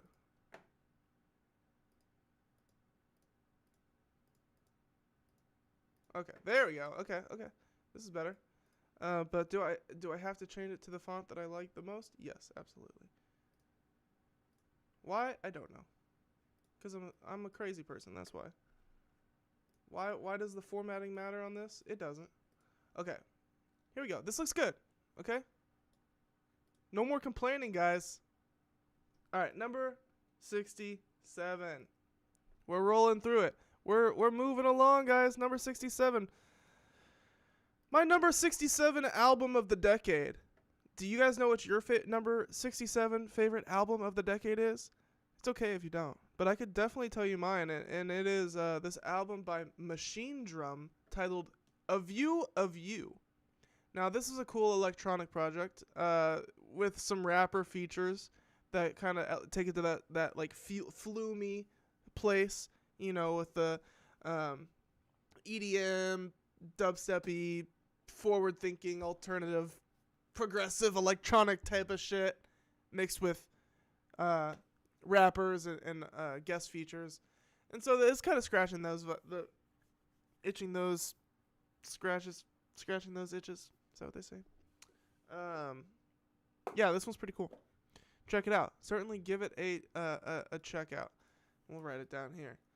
Machine Drum. How do I spell it? A View of You. All right.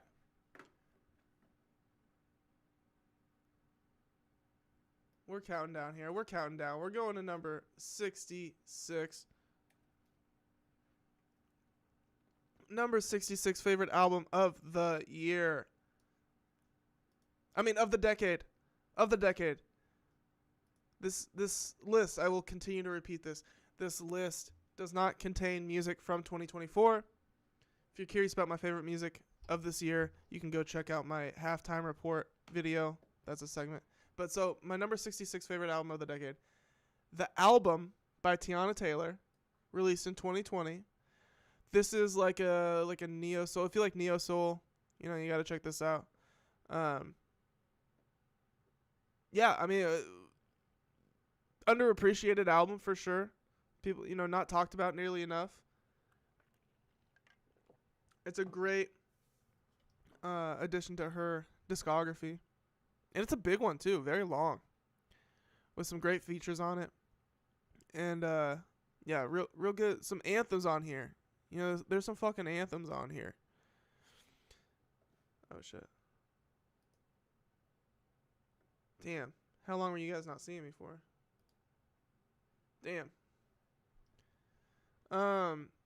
Everybody left. Wah, wah, wah. It's probably because I wasn't showing my screen, huh? Sorry about that. But yeah, so Machine Drum was number 67. Let me see here. Machine Drum I don't know if you guys saw that or not, but yeah, Machine Drum, number 67 right here. And then number 66 was the album.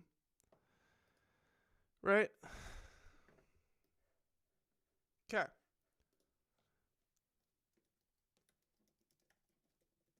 We're moving along. Number 65.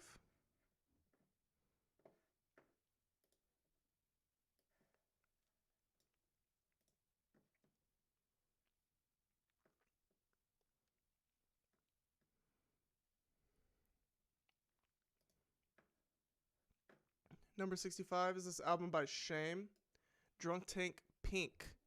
This is a alternative rock album. Came out in 2021. Yeah, this thing rocks out. This thing rocks the hell out. You got to go check it out. It's good. This is kind of like the first rock album of the decade that kind of caught my attention, and so my where I'm at with rock music right now is kind of been building off of finding this album, and it's gotten to be pretty interesting so far this decade. So shout out Shame, shout out their newer record too that came out last year, but this one is a bit more consistent, I think, and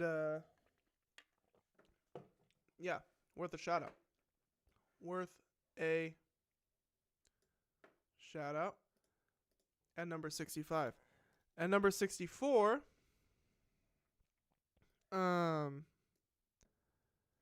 we turn our attention back to hip hop. Key Glock, Glaucoma 2. Banger after banger after banger after banger. I would say this album would probably have ranked higher if it wasn't as bloated. But that being said, it's still like great song after great song after great song. It's just not as, the brevity isn't there to make it higher, but the music is there. It's just the brevity. So, this is a great one. I'm kind of surprised if you haven't heard this one. If you're a hip hop head and you haven't listened to this yet, but Glaucoma 2. And hit up that deluxe version too for a couple extra great ones, a couple extra bangers. But the original is good too. All right, number 63, Rockin' and Rollin'. Okay, this is an important one. Number 63, A Martyr's Reward by Ka. So this came out in 2021. Rest in peace, Ka. Ka just passed away within the last month or so, but it hit the public. The news hit the public like last week, and we talked about it here. But in my opinion, this is his best album of the decade, specifically of this decade, of the 2020s.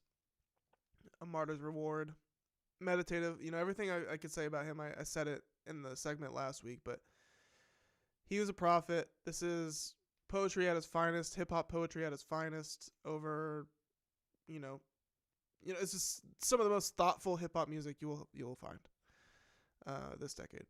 Absolutely. True statement. So that's that. A Martyr's, if I could spell, Reward. Okay.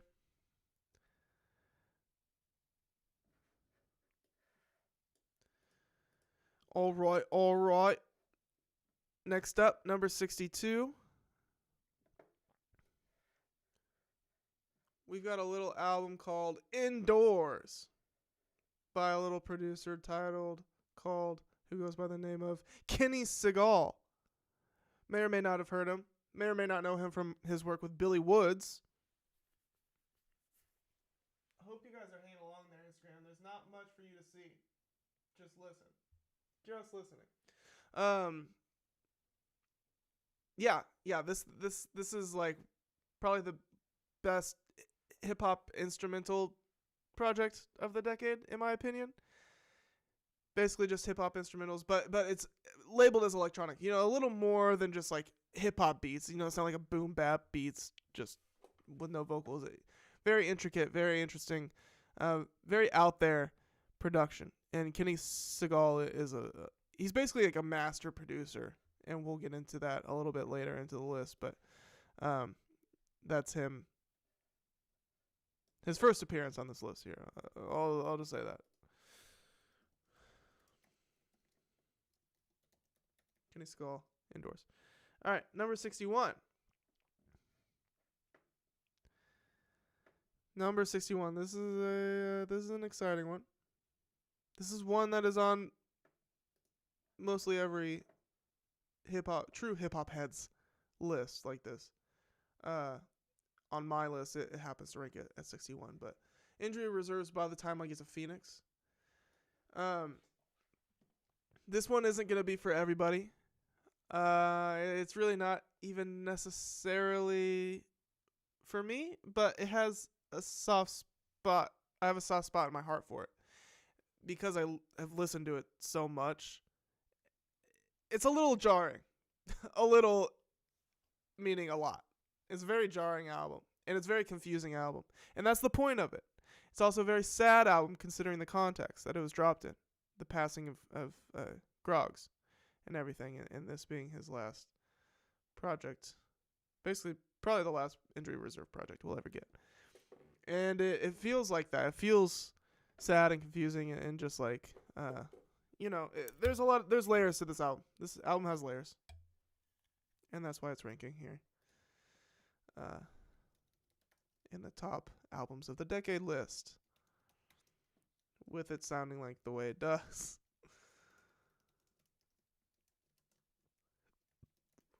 One of the most interesting listens of the decade.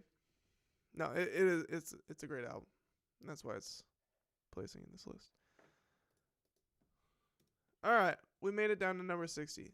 This is going slower than I even imagined that I could have.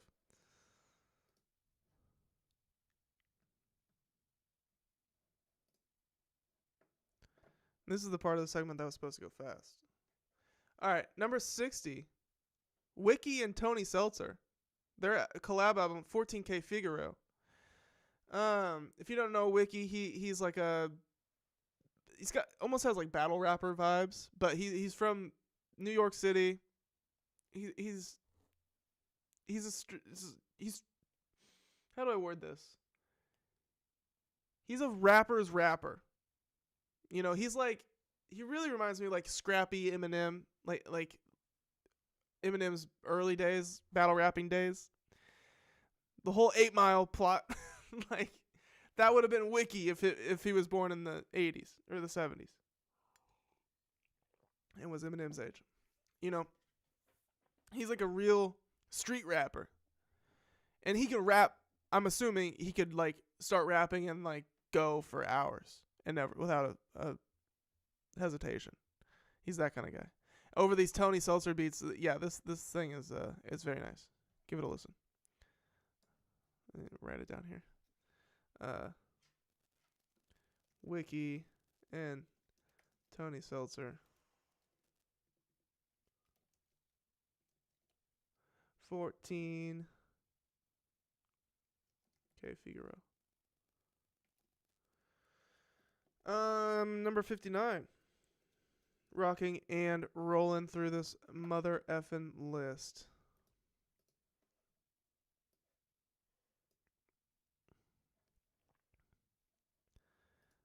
Number 59. This is an exciting one. Dawn FM, Alternate World by The Weeknd. Not the best Weeknd album of the decade. Spoiler. Not the best of the decade. But it is still good. It is still pretty fucking good. The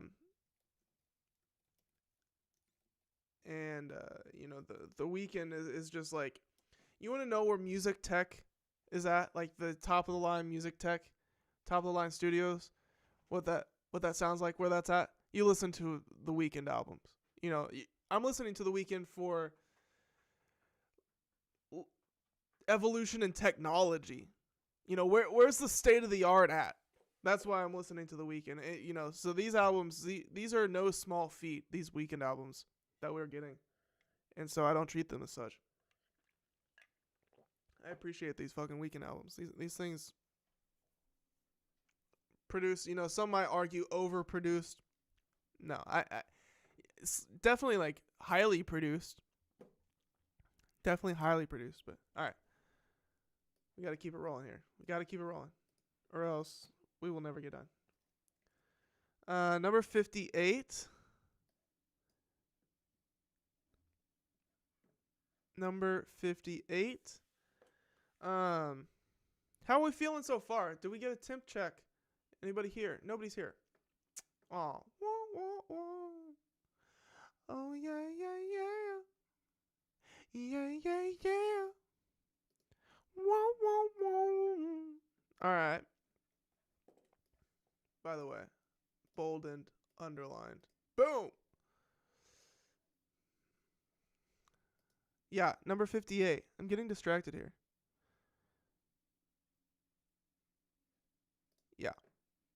So, number 58, we have familiar faces here. Another HOMESHAKE project. But what's this one? A full album by HOMESHAKE, this time Under the Weather. Released in 2021. Yeah, I mean, same things that I said about their EP. This is just another helping of fantastic HOMESHAKE music. The HOMESHAKE is like vibes upon vibes. Like, what do vibes vibe to? They vibe to HOMESHAKE. Vibes vibe to HOMESHAKE. And these songs are like just structured beautifully, arranged beautifully, so soft, so delicate. Earworms, ear candy upon ear candy upon ear candy throughout this album. Bada boom, bada bing. Moving along here.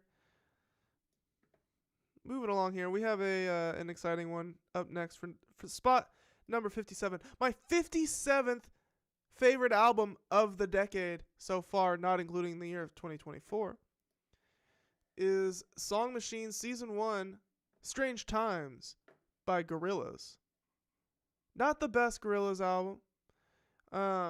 In fact, this album, I would say, has gotten worse with time. But it's still pretty fucking good. Earlier in the decade, it probably would have ranked higher on this list, but at this point in time, it is down to the 57th spot. When we're listening to these albums, that's what I did. I took a fresh listen through these albums. Each one, a fresh listen through each album. I swear to God. Now, did I sit and listen to every single second? No, I'm like scanning them. You know, I've listened to these albums a lot. So I'm refreshing myself. With the music on these albums. Front to back. That's what I did make sure to do. I got to go from the first song to the last song. No, like, cutting out in the middle of one of these albums. No, I'm going to scan all of these albums front to back. Each song, I'm going to click on each song. And rank them. So, just a little background on how I built this list. Oh, yeah, that one was Gorillaz. Song Machine. Season 1. Strange Times. Deluxe. Right?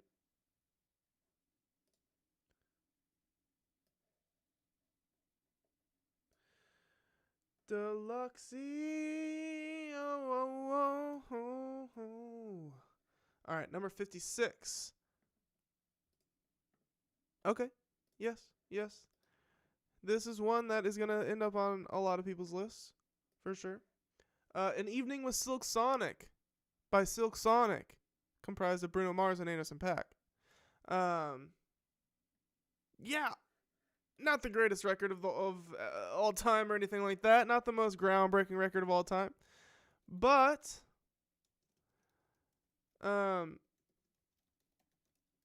nobody else is sounding like this right now.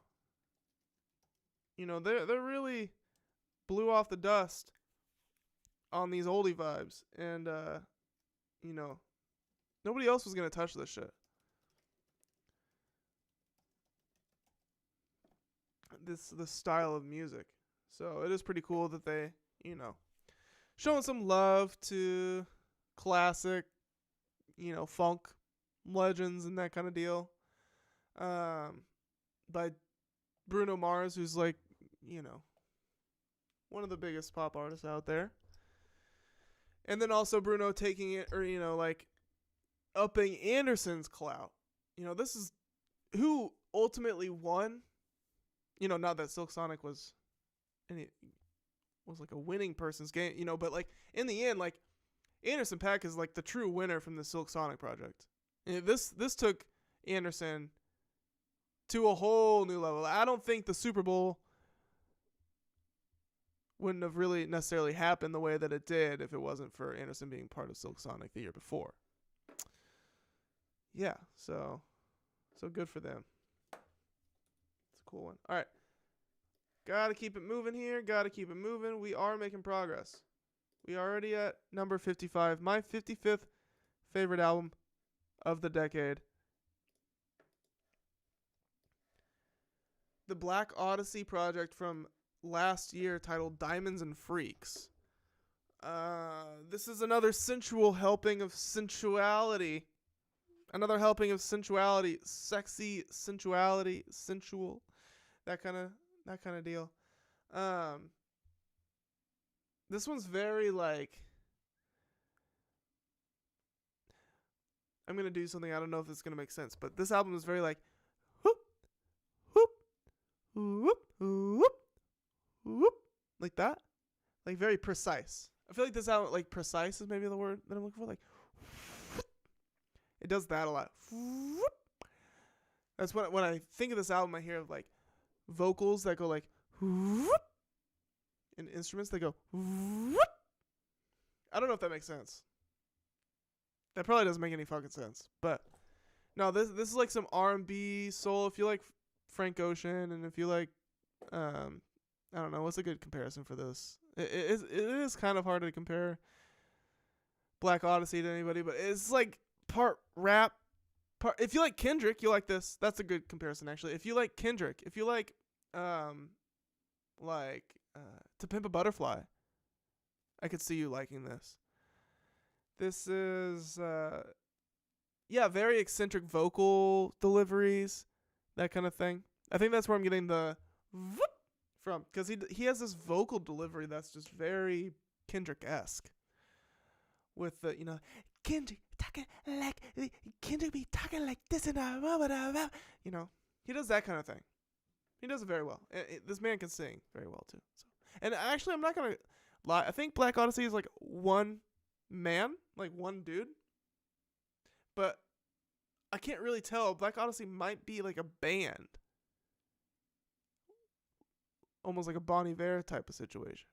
I can't really tell, but because there's a lot of female vocals, it seems like in here too. But I can't tell if it's all him and he sounds like a female. Or, I don't know. It's an interesting listen. I recommend. And I'm really blabbing on too long about each one of these projects too far down the list. We're gonna keep moving on here. I didn't even write it down.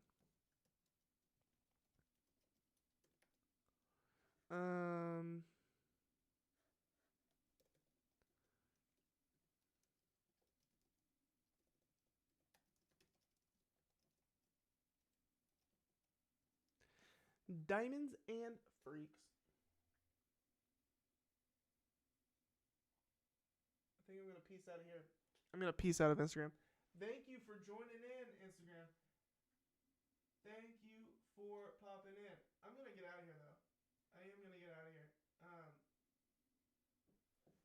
Staying on YouTube. But if you want to keep watching, come on over to YouTube and watch on the YouTube. Because the party continues on the YouTube. Link in bio. But regardless, love you.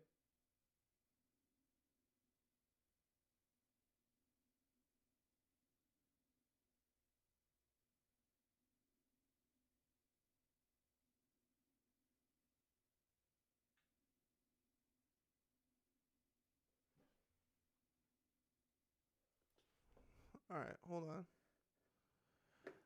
Hold on. Let me see here. Let me see here.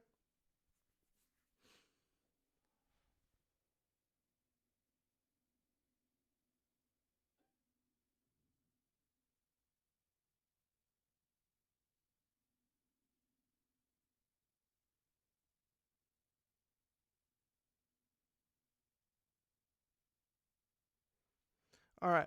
All right. We're back in it. I'm sorry. I'm sorry. All right. I know. It doesn't matter. We're back in it. Number 54. Spot number 54 on my list of the greatest albums of the decade.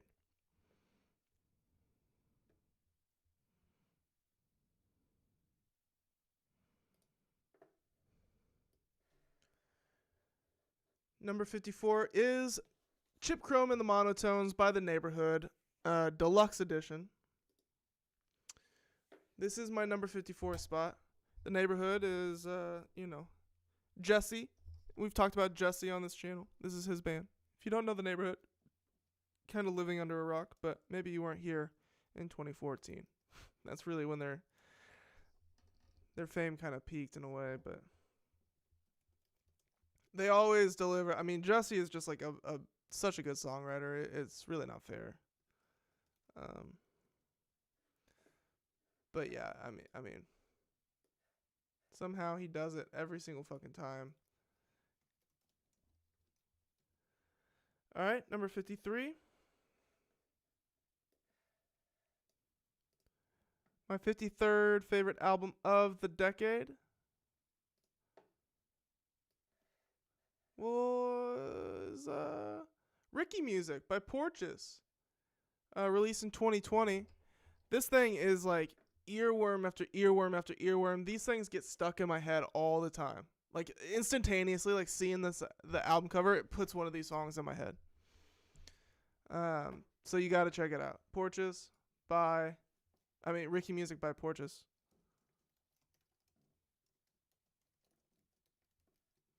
Okay, number 52. Moving along here, moving along.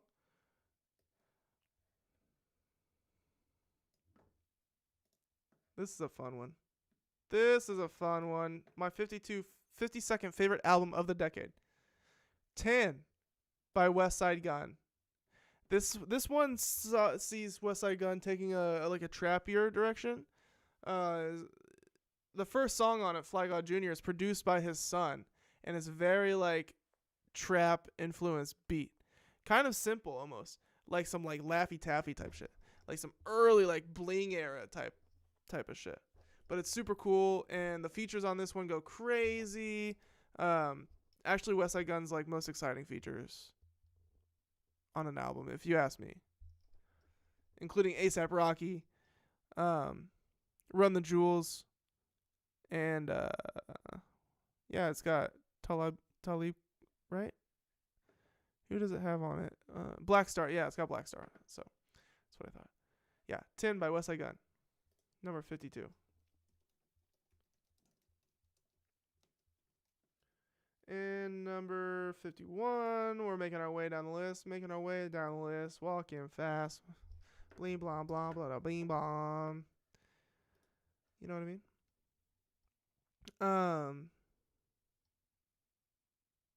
My 51st favorite album of the decade. I've got it right here. Not Tight by Dami and JD Beck. This is like jazz, heavy jazz influences mixed with like alternative, I don't know, like indie shit mixed with hip hop ideas. Very unique. You know, this is signed to Ape Shit Records, pretty sure, right? Oh no. Yeah, here it is. Ape Shit Incorporated, which is oh, you can't see it down here. Anderson .Paak's, it says it right here. But Anderson .Paak's little label, whatever's going on there, they're like their first signees to, you know. So if Anderson .Paak is signing you, you know, guarantee some serious talent if Anderson .Paak is co-signing you. And this album proves just that.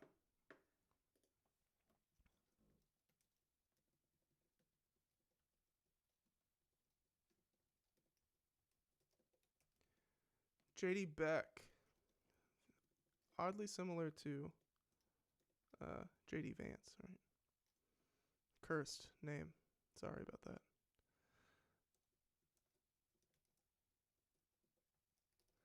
For some reason I can't type properly. Okay. My 50th favorite album of the decade. Now this is a big placement, right? Spot number 50. Not quite halfway through, but you know, spot number 50. It's a big deal, right? Who gets it? Who does it go to? Drum roll, please. God, this is not the best way to do this, clearly, but I'm rolling with it. Continua by Nosage Thing. Some more music in the vein of, you know, this is almost like, well, I was going to compare it to another album on this list, but I'm going to stop myself there. This is like more chilled, more relaxed. This is electronic music with you know, like indie and all alternative features. So you get this, I want to say almost again like the Flume formula, but these things are not EDM. Like this is more like chill, very chill actually, very much more in like an ethereal space. Much more like R&B inspired as opposed to hip hop. I just got like hot all of a sudden, very hot. Sponsored by GamerSub, but not actually.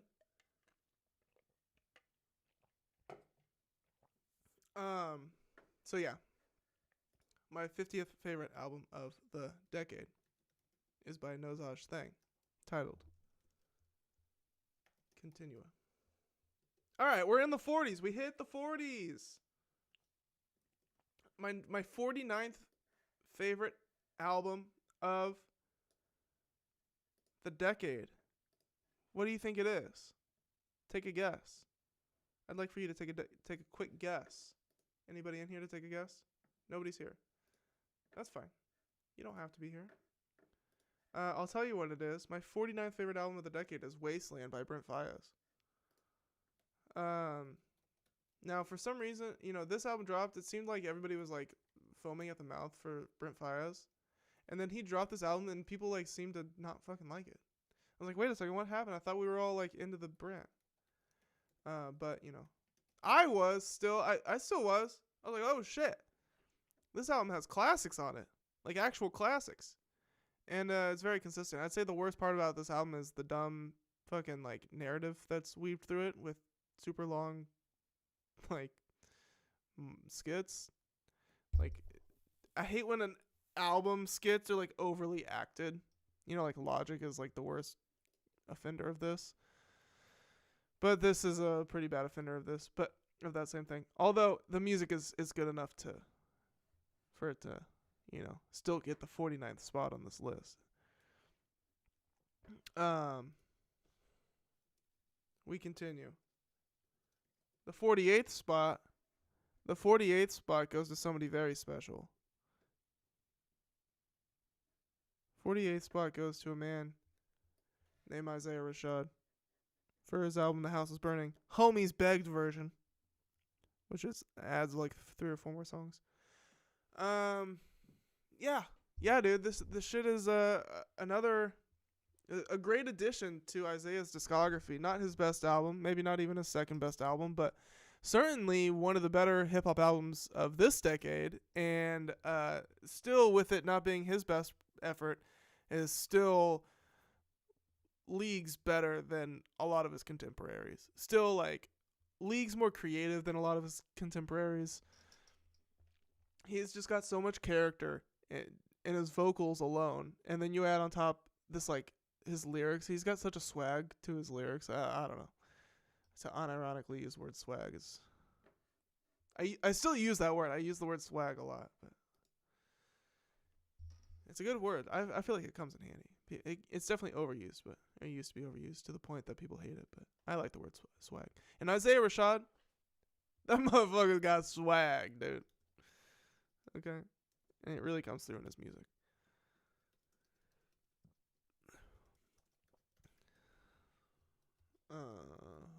Nice bagged version. Okay. This is good stuff, guys. This is good stuff.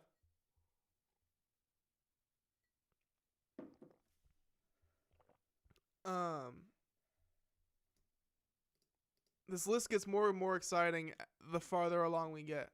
You know, the beginning, these first ones, these are good albums, but they're kind of, you know, not the most exciting albums to talk about. And that's why they're placed down here. The farther up in the list we get, the more exciting the albums are to talk about. But we do still have a while to go. This will clearly be the only thing we get to tonight. But that's okay. That's okay. You know, this is important. I'm glad. The reason I'm doing this channel started, you know, this year. So that's 4 years. That's 2020 through 2023 worth of music that I have to catch you guys up on. As far as the Derek Obscure, the Quarter Day Recordings canon goes. These are all canon. This is all canon. And then I'm purposefully not including 2020 albums in here because I'm going to get to I didn't include 2024 albums in here specifically because I'm going to get to my 2024 albums list pretty fucking soon. So what's the point of doing it twice, you know? But that list isn't even done yet, obviously. The year's not done yet. Okay, number 47. Oh yeah. Okay, number 47. This one is maybe a bit of an odd pick for some, but I like this album a lot. A$AP Rock, Integrated Tech Solutions. This is definitely my favorite album of his. Now, I've been listening to A$AP Rock for like 8 years now, trying to like, you know, I like some stuff, but an album hadn't necessarily like clicked for me in the way that I was wanting them to. Or like as much as I want any album to click for me. You know, I hope all albums click for me. Right? I want to love every album, but that, you know, you can't love every album. But this is one that actually I was like, holy shit, this is the one for me. I was like, oh my God, this is the A$AP Rock album.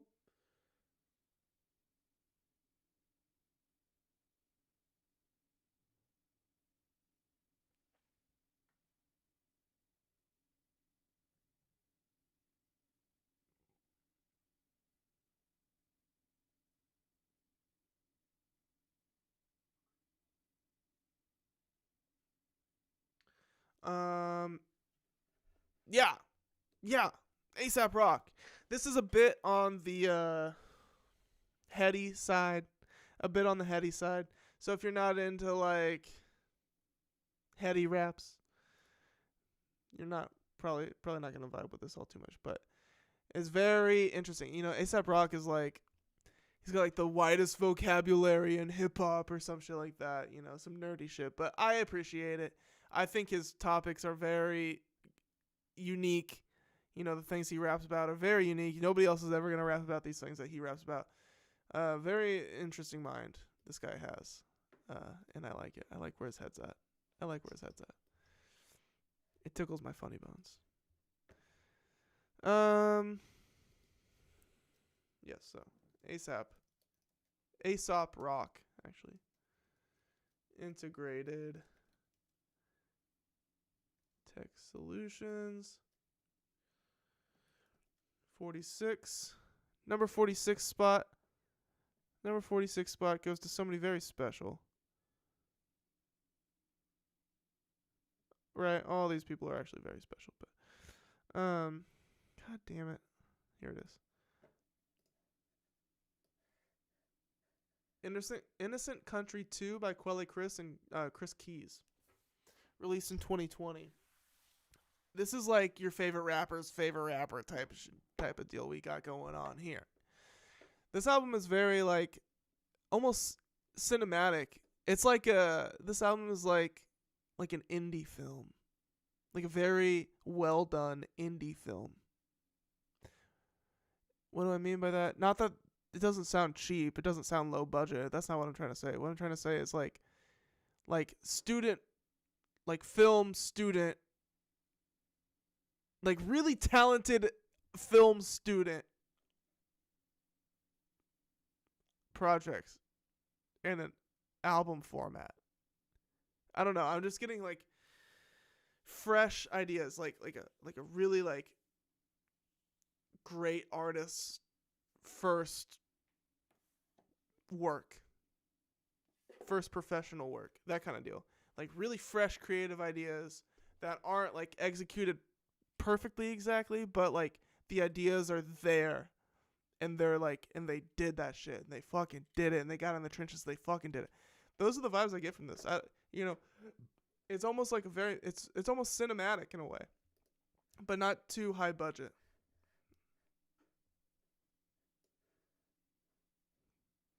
That's what I get from that. So we'll write that down. Coeli Chris and Chris Keys. Innocent Country 2. Number 45.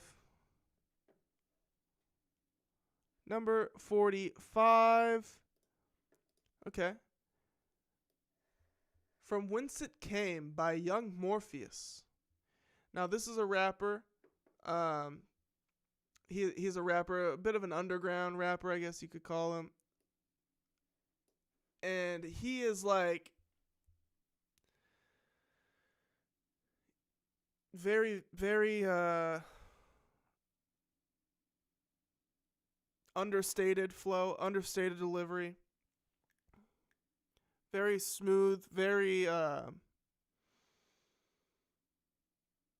thoughtful again. Thoughtful. I want to use that word, thoughtful. But deliberate. That's a good one. That's what makes sense here. So he's a very deliberate rapper, for sure. And I like his delivery and his flow. He's got a deeper voice and very meditative, slow songs. Yeah, this is good shit. Young Morpheus. If you like Pink Sifu, I would check this out. If you like, people in that kind of camp, Akai Solo, Navy Blue, that kind of stuff, you'll like this. For sure.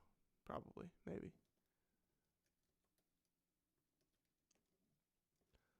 From Whence It Came. Yeah, it's a long one, too. It's long and consistent. Long and consistent.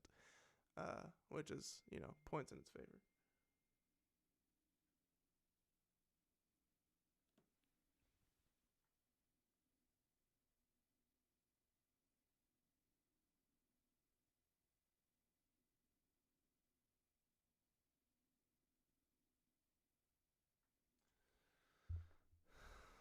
All right.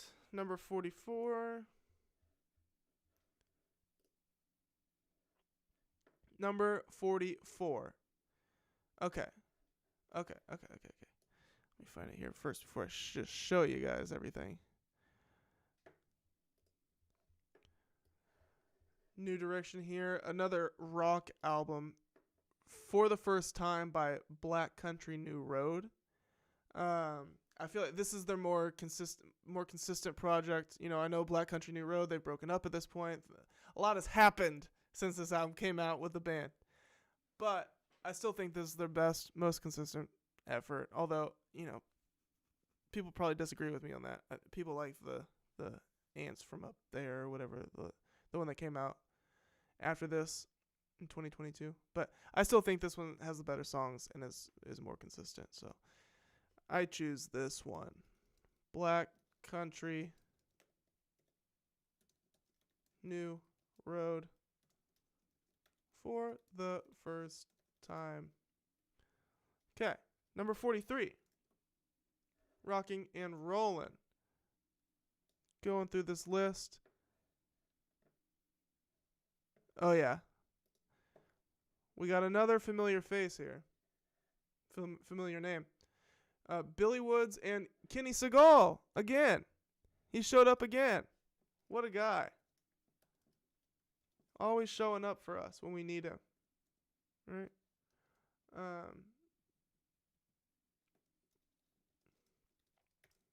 yeah, again, Kenny Segal on the production here really takes this album to the heights that it achieves. Every time Kenny Segal is handling production on an entire album,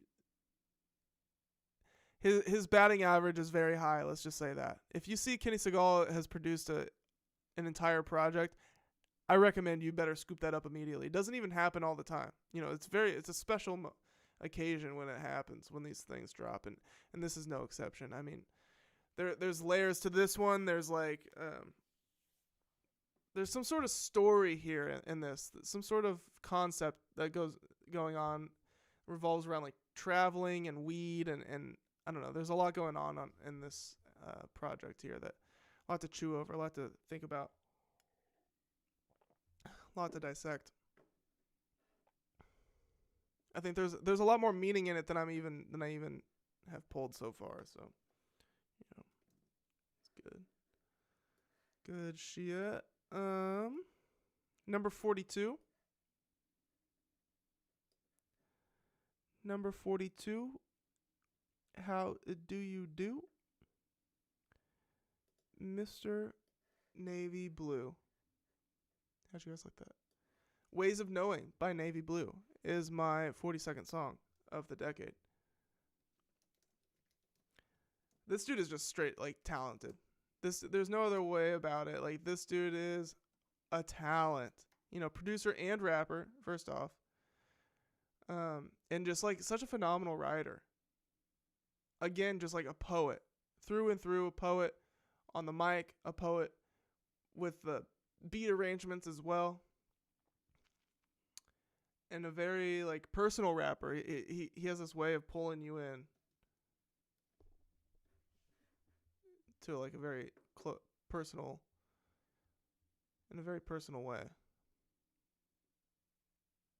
So shouts out for him for being so open and just like he's like a bleeding heart for us fans of his.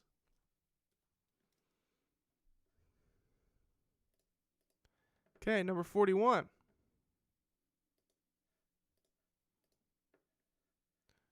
Who's ready for this one? My 41st favorite album of the decade is Heroes and Villains by Metro Boomin. When this album came out, I was crazy about it. You couldn't get me to turn it off. Honestly, it hasn't aged as well as that. It didn't get better. It hasn't necessarily gotten better with age. Okay, which isn't like super big mark against it, but it might have, maybe it's quite possibly maybe gotten worse with age. Originally, this album was ranking much higher on the list, but this is why I took fresh listens to everything, because that just is just not, it's not hitting as hard as it was in 2022. I don't know, it's just not, I don't know, but it's still phenomenal. It's still a great album, but I'm just saying it ranked higher before. It did rank higher before. But with that being said, number 40, we're moving on to number 40 here. Oops.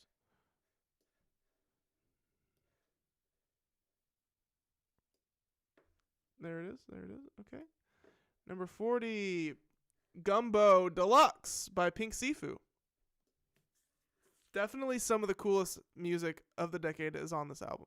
Like, if I had to pick, like, top 50 coolest songs, like, one of these songs is going to be on there. Probably just one, but still, I mean, Pink Sifu, he's just like, so talk about swag, man. Talk about drip.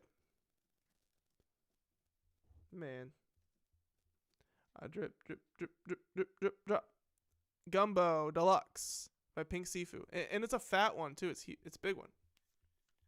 18 songs on this damn project. Yep. Once again, Earworms, Ear Candy, especially like Back and Roscoe, Bussin' Cold. I mean, these are songs that will live with me for a very long time on that project. Number 39, we made it to the 30s. We're actually making progress. We're gonna get through this, guys. It's a bit of a trek. It's a bit of a sludge, but I want to do this, and I think it's good. Oh, you guys getting sneak peeks here. But yeah, this is the list so far, number 72 through 40. What are we thinking so far of this list? Do we agree? Do we disagree? Do you have contention? Would you replace certain spots with other ones? How would you list these albums? Where would you place these albums in a list? I want to know.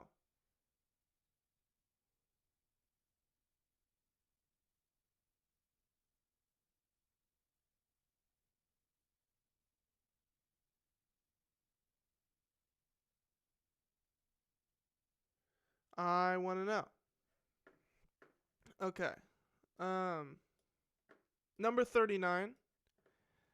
Number 39. We have another repeat artist. We have another, what would I call this? Double dipper, if you will. But that's not their fault. You know, I guess you could blame me. But I would then turn around and blame them for making too much goddamn good music.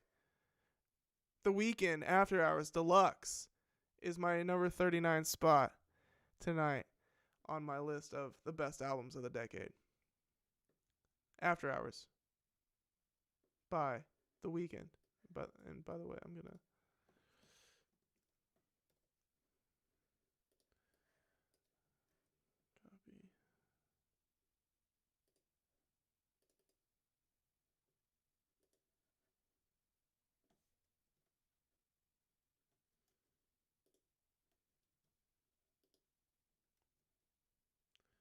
All right. We're continuing on here. Oh yeah, The Weeknd. Yes. So this one is definitely better than Dawn FM. This one has like actual classics on it that are like made like a dent in the mass conscious, and like popular music culture. Like this is the one that's gonna be remembered in 3 decades. Like this is the one that he performed the Super Bowl with. Yeah. Although I do like Dawn FM, it is still a good effort, but and it did still make this list. It's not like The Weeknd didn't have a guaranteed 2-spot placement on this list. Like he released 2 really good albums, but this is the better one, in my opinion. That's spot number 39. Moving on, 38.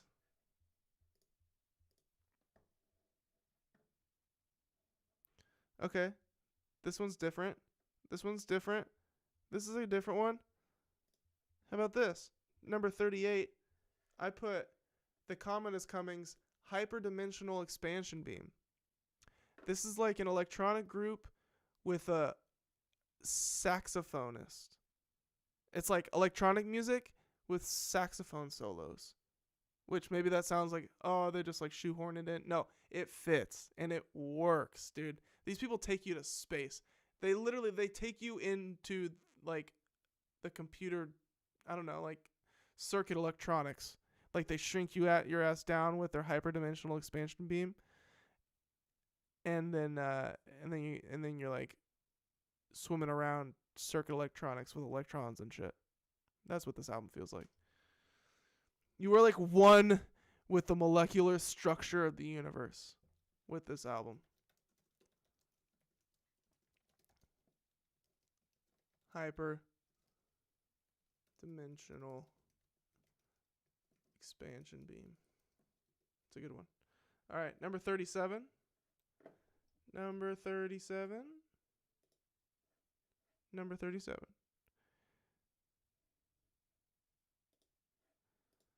Going once. Going twice. Sold to Lil Yachty. Let's start here. Number 37.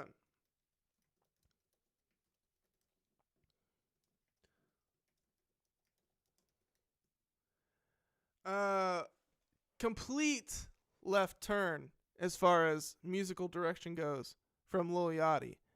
Completely abandoning hip hop altogether for a dreamy alternative, psychedelic alternative, alt indie rock direction from Lil Yachty. Who would have thought Lil Yachty would have the creative juices to do something like this? Not I. And, if you haven't heard this, what are you, living under a rock? Very cool album here. Now, Yachty did have a lot of help. But he went to the right people. Okay, so props to Yachty for doing that and doing it right with respect to the genre. Okay. Cruising along. Number 36. King's Disease 3 by Nas. The best of this trilogy, the best project of his this decade, and he has dropped a lot this decade.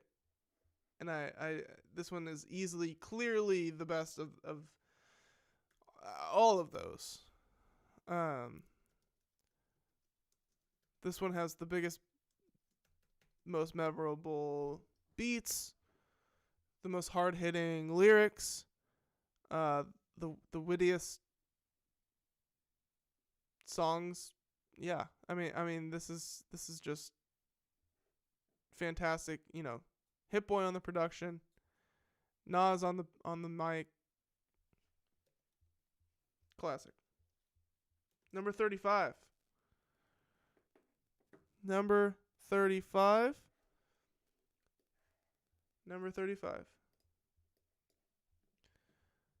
Okay.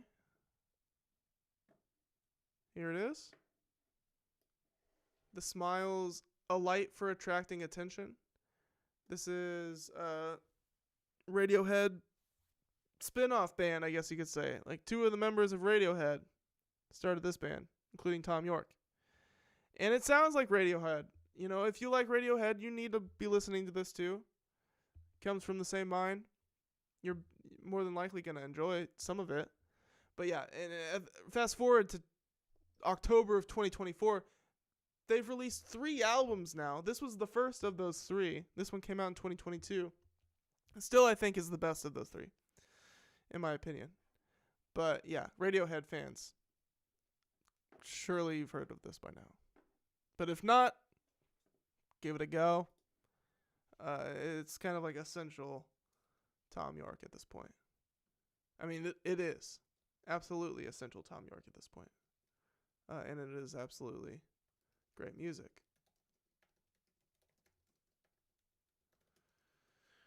Number 34. We're going to do number 34.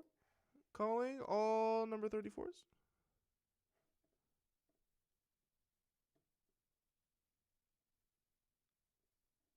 Okay.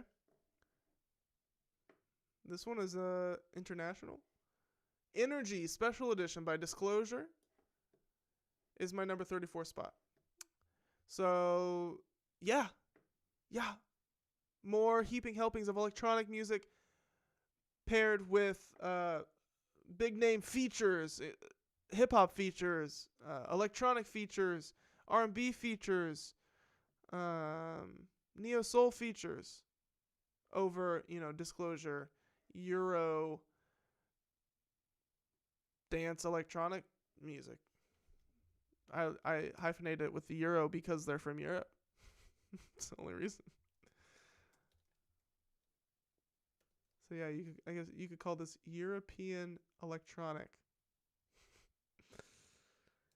But in all seriousness, this one also takes the special edition is like these, it's like an EP attached to the end of this thing that takes a international, like more of an exotic turn. More like tribal-ish. More tribal. It takes a tribal turn. Let's just say that. Which is very cool. Like global music almost. Global electronic. Maybe we'll call it global electronic direction. This disc 2 takes a turn. Okay. Number 33. we've got more to get to. Number 33 here is, yep, just as I suspected. Alt J's album, The Dream, which came out the same year as my daughter was born. Same year as my daughter dropped. Alt J dropped the same year that my daughter dropped. So this one has a special place in my heart for sure. Because I kind of make that association with it. But still, regardless, I wasn't expecting an Alt J album to really, impress me in the way that this one did. I even have this one on vinyl. I like this one enough to have bought it on vinyl. But yeah, so, if you haven't heard this one, this is essential Alt J tracks on here. Indie alternative type of shit. Alt J sounded very Alt J too. If you missed that 2014 era, which is the year I graduated high school, so I do have some feelings there for that kind of shit. This was kind of scratching that itch in a good way, not in like a corny way, and like oh shit, this is like the direction the genre should have kept going. The whole like Alt J, Glass Animals, indie rock kind of outfits, but Alt J still out here keeping that shit alive and fresh, believe it or not.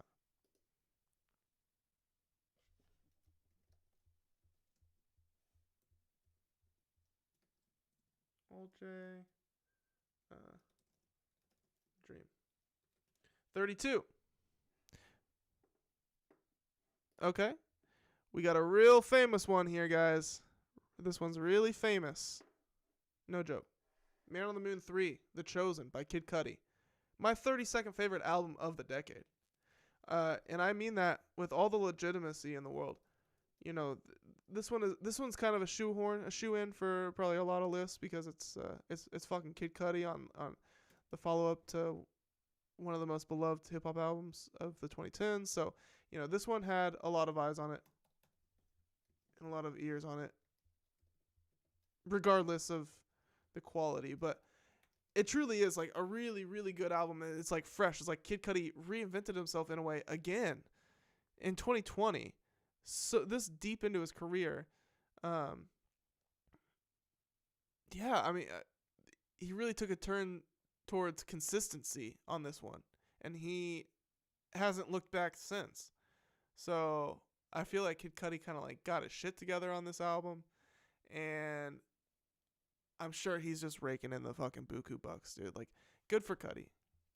He really did make it. And proud of him, because I know he struggled with all sorts of shit. So, all right.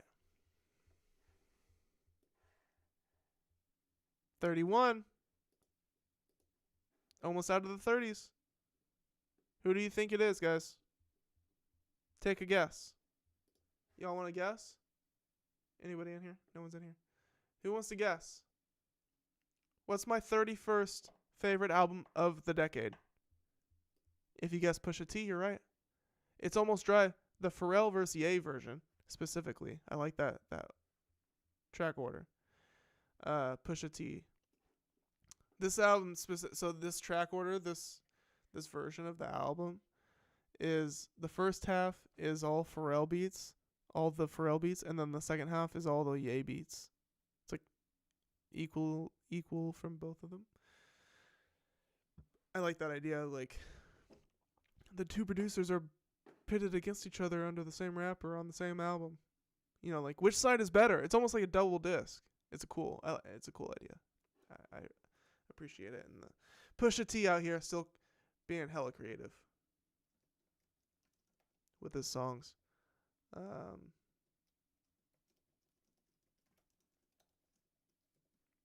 Still pushing the boundaries. Doesn't sound as, it's not, again, not Pusha's best album. Not his best, but certainly a valiant effort. And still good enough to make this list in the 2020s. I just wouldn't, I wouldn't stack it up to Pusha T's discography. It's not going to win Pusha T's discography, but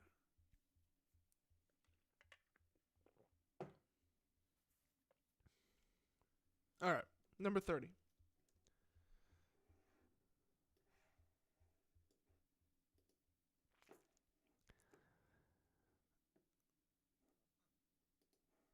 Number 30. Another repeat offender. Pray for Paris by West Side Gun. What is there to say about this one? I mean, this one is like, hip hop can't. This album actually did kind of in a way, not in like a dramatic way or anything. I want to say it changed hip hop. So I'm gonna stop short of saying it changed hip hop, but I will say I can't imagine hip hop without this album. At this point, I mean, this thing is like so essential. These songs are so essential now. These beats, really, it's the beats, I think, that are just like, dude, where do these beats come from? Like they were hidden in the fucking catacombs and reemerged. But no, they're new. New to this year. I mean, new to this decade. Okay. Let me write this one down. Pray for Paris. We're in the 20s, guys. We're in the 20s. We will make it through. I promise. And really, I say I promise. I'm promising myself. Because this is a lot. I didn't expect it to take this long. But I should have. I should have expected. I should have known. I wanted to do this, and so here we are. All right.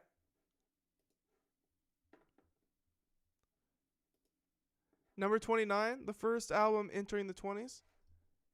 Avalanche's We Will Always Love You. Gorillaz album. I compare them because they have similar like ethos, I guess, as bands. At least Avalanches seem to have the same type of formula that the Gorillaz did. Not necessarily with this album, but with past projects, like just the formula for creating a Gorillaz project seemed to be like the same formula that the Avalanches had come to develop. But fast forward to this decade, and I do think the Avalanches did create the better album.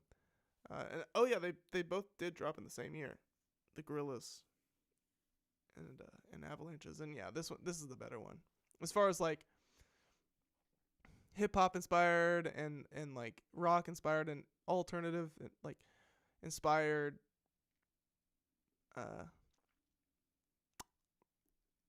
like smorgasbord of songs featuring like big name artists. This is the one that comes out on top.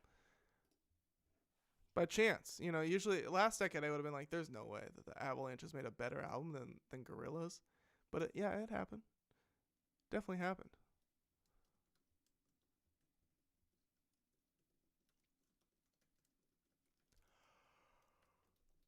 Okay. Number 28.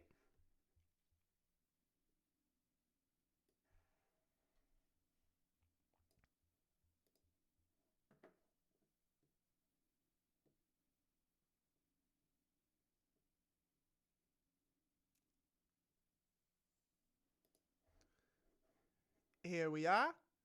Number 28. Mick Jenkins with The Patience Deluxe Edition.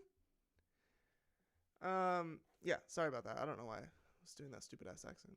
The Patience by Mick Jenkins. Deluxe Edition specifically is my number 28 pick. Shout out Mick Jenkins. Dropped probably the best album of his career so far.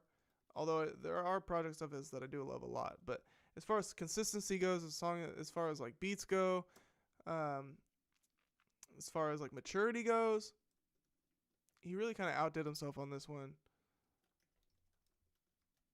And he, as far as features goes, let's definitely look at these features. Freddie Gibbs, Benny the Butcher, Jid, and Vic Mensa. Like that's solid.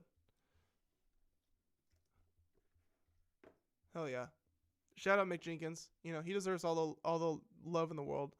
Definitely a underloved, underappreciated hip hop artist who should be at this point getting more love than he is right now. But he does, not to say that he doesn't get love, but not enough. You know? Okay, here's a special one. The number 27 spot. None other than Run the Jewels. Run the Jewels with RTJ4 Deluxe Edition. Yeah, dude. I mean, they continue to push some sort of envelope. I don't know if it's the envelope, but they're pushing some envelope, and still coming up with creative song ideas. I mean, what else can I say? It's fucking Run the Jewels, and they're still out here running them jewels, right? All these years later, all of these albums later, and they're still coming up with fresh song ideas. I mean that's impressive. And not to mention the Lil Wayne feature on Ooh La La is probably one of Wayne's best verses of all time. And that came out in 2021. You know, so not much has changed, friends. We're still out here in the hip hop land. Still out here. Battlefield has not changed all too much in the last 15, 20 years.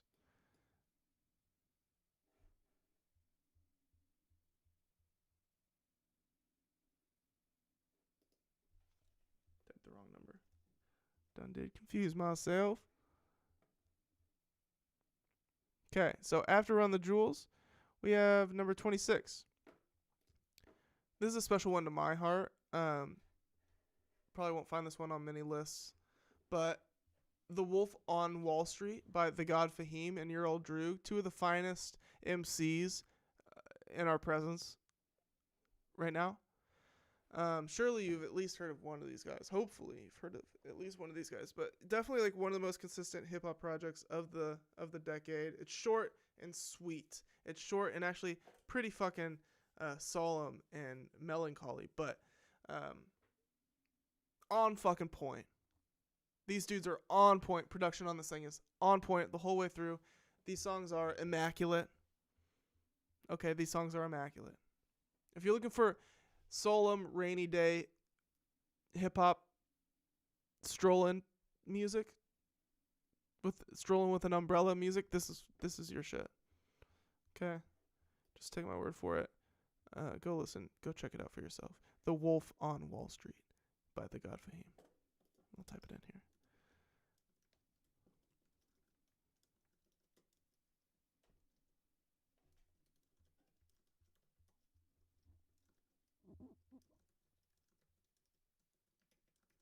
All right. Number 25. That's a big deal.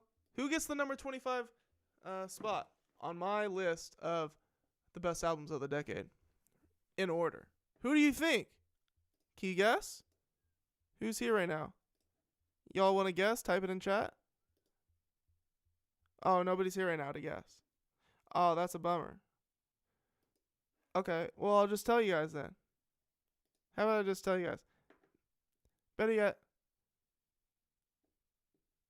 how about I just show you?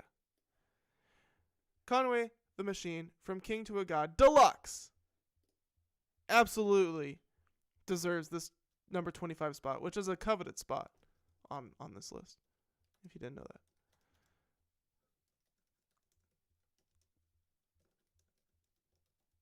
King to a God. I like how God is all caps. From king to a God. You know what I mean? That's the idea.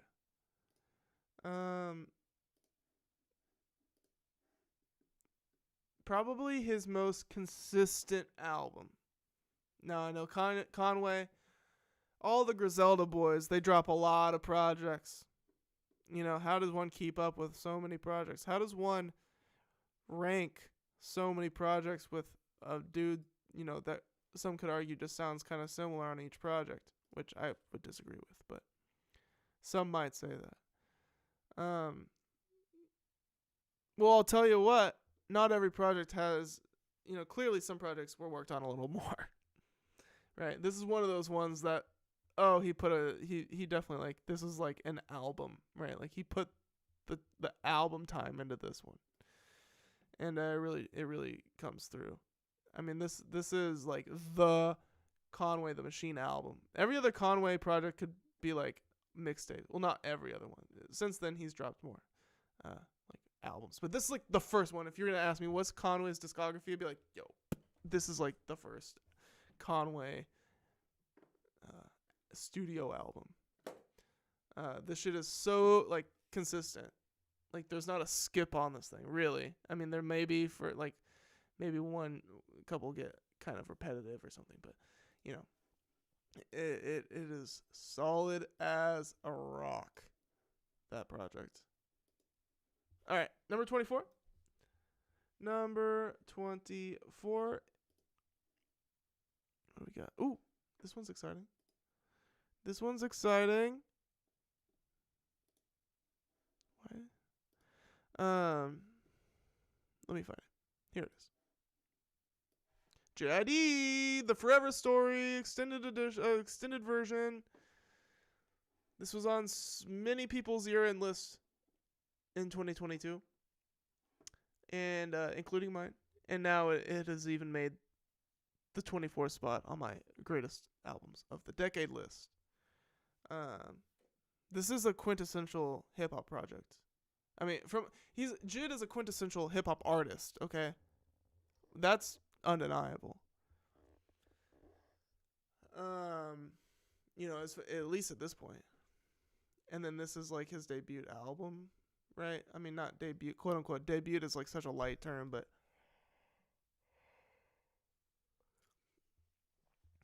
I don't know. This one's kind of like putting him on the map a bit more. Besides his association with J. Cole, this is him like kind of peeling away the J. Cole association. In a way. I'm talking like philosophically, spiritually.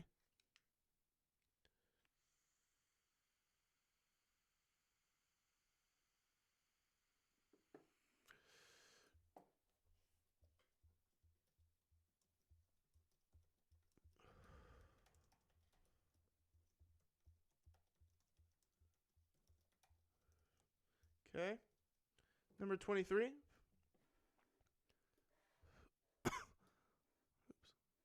Number 23.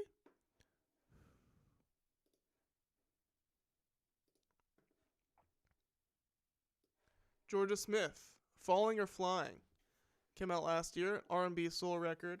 If you like Rihanna, you need to listen to this. If you like Beyonce, you need to listen to this. But really, like, the Rihanna comparison is, like, pretty accurate. She's like she's like if Rihanna never went mainstream pop. Like, more thought-provoking, more down-to-earth songwriting. But like an angelic voice like Rihanna, almost even more so if you ask me. But yeah, just a gorgeous voice. Absolutely solid front to back. The Georgia Smith. Let me copy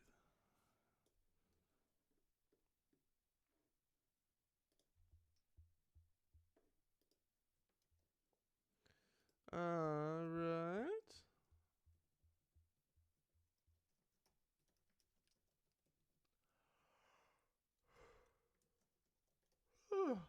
I'm getting sleepy.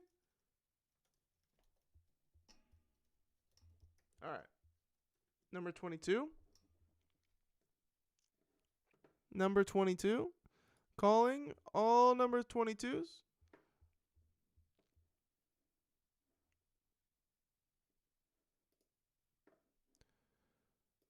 Denzel Curry, Melt My Eyes, See Your Future, the extended edition.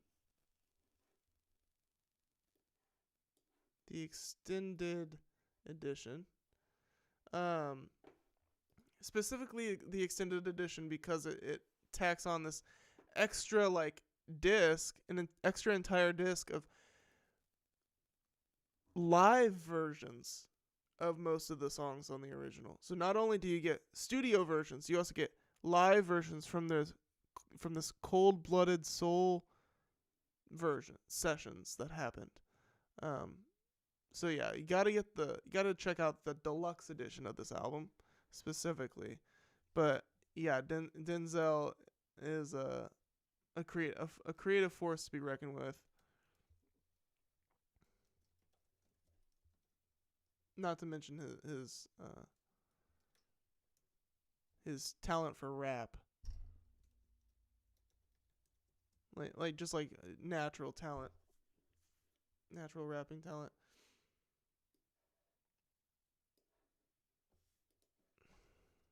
The extended edition. Okay.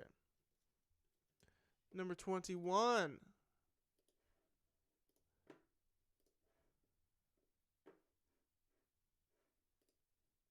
Number 21 is Tana Talk 4 by Benny the Butcher. Tana Talk 3 by Benny the Butcher is one of my favorite hip-hop albums of all time. In like 2015, in like top 15 or top 20. And Tana Talk 4 is a fantastic follow-up. Now, not on the level as Tana Talk 3 for sure. Not, but certainly a respectable follow-up. And beyond that, one of the better albums to come out this decade.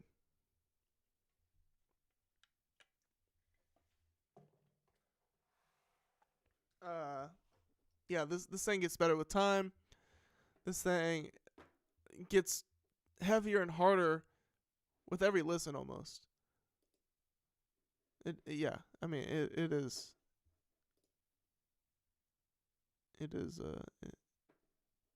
definitely worth your time. And that was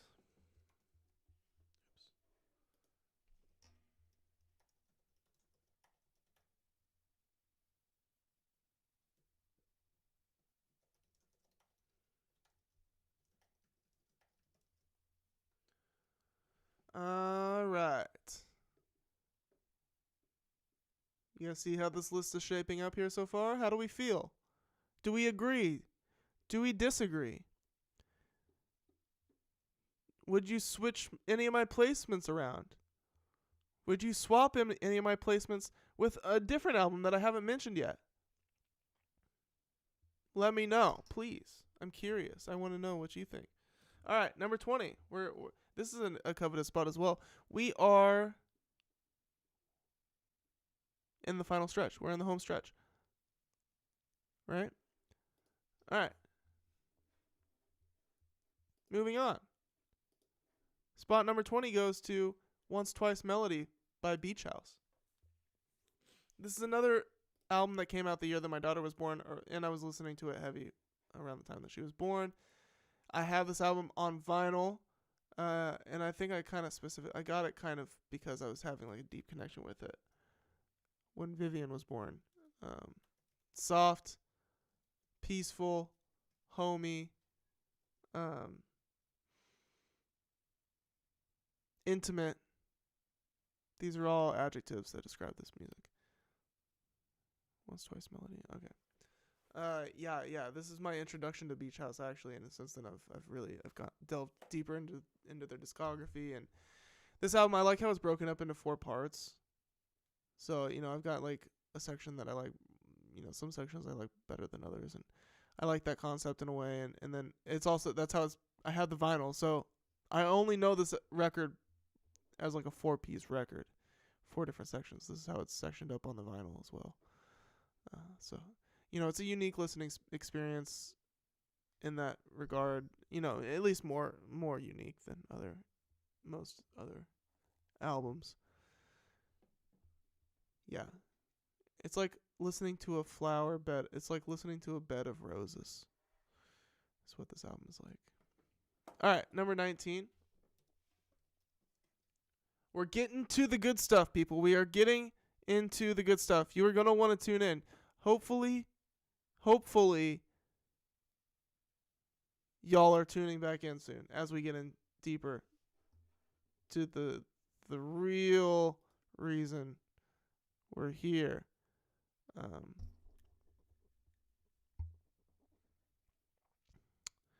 me find it.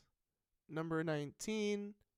We have passed the 20s, and we have entered the teens, and I am slowly losing my mind. but here it is. I found it. I found my mind. Number 19 goes to JPEG Mafia with his album Offline. Actually, originally titled LP. This is the offline version of his album LP, retitled to just Offline. I love how schizophrenic this album is. The different versions. Some songs are on streaming, some aren't. Now it is on streaming, but it's slightly different than it was before. Different album covers for each one of these different instances of it dropping. So it's come to the point that this album has like each one of these tracks has a different album cover. If you can see, a lot of them, they're like changing up here. And then I got like offline versions and OG mixes and online versions. I got versions that aren't even on streaming. But this is the version that I've come to have. I've ended up with this 20-song version. It's titled Offline. And this is what it is. Whatever this shit is, and all of that plays into the music. You know, this album is all over the place. The music itself is so all over the place. This album is really cool. It just with taking all of that into account. So, JPEG gets a serious shout out here at spot number 19.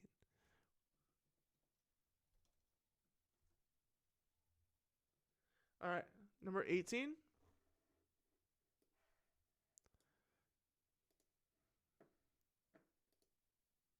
Oh yeah. I'm so happy. I'm so proud of this album. Heavy by Young Fathers. By proud, I mean I'm just so happy that it has grown. I wasn't sure about this music. I liked a single or two.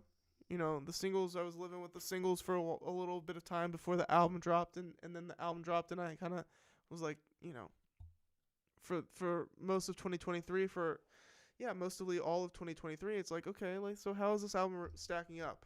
You know, it sounds cool, but is it, like, good compared to other popular music? Like, and after spending a year and a half with this album, or however long, something like that, it just keeps getting better with time, to the point that at one point in 2023, I wasn't even sure if it was going to make my year-end list of 2023. And now here we are, and it's number 18 on best albums of the decade. So that's what I mean by I'm proud of this album.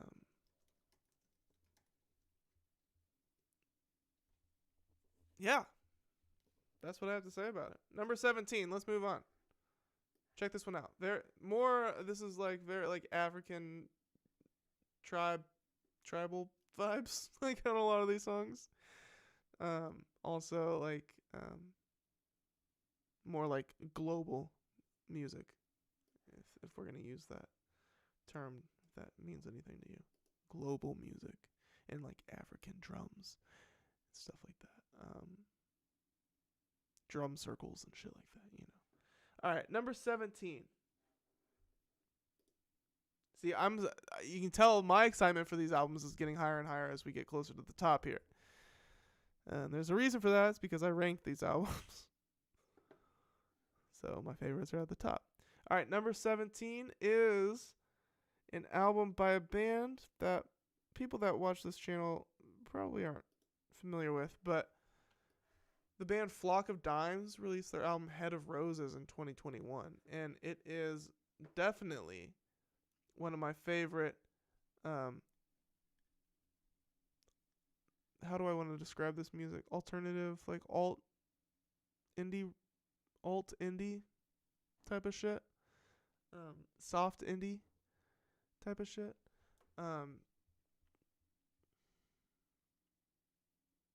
I'm trying to think of bands to compare it to. I don't know. Nothing good is coming to my mind right now, but Flock of Dimes. Head of Roses. Yeah, if you like Caroline Polachek, maybe I would check this out.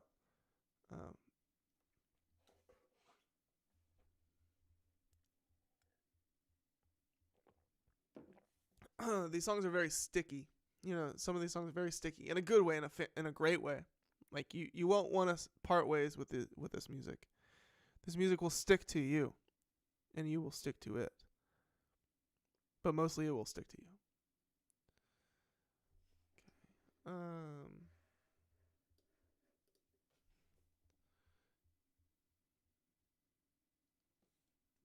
16.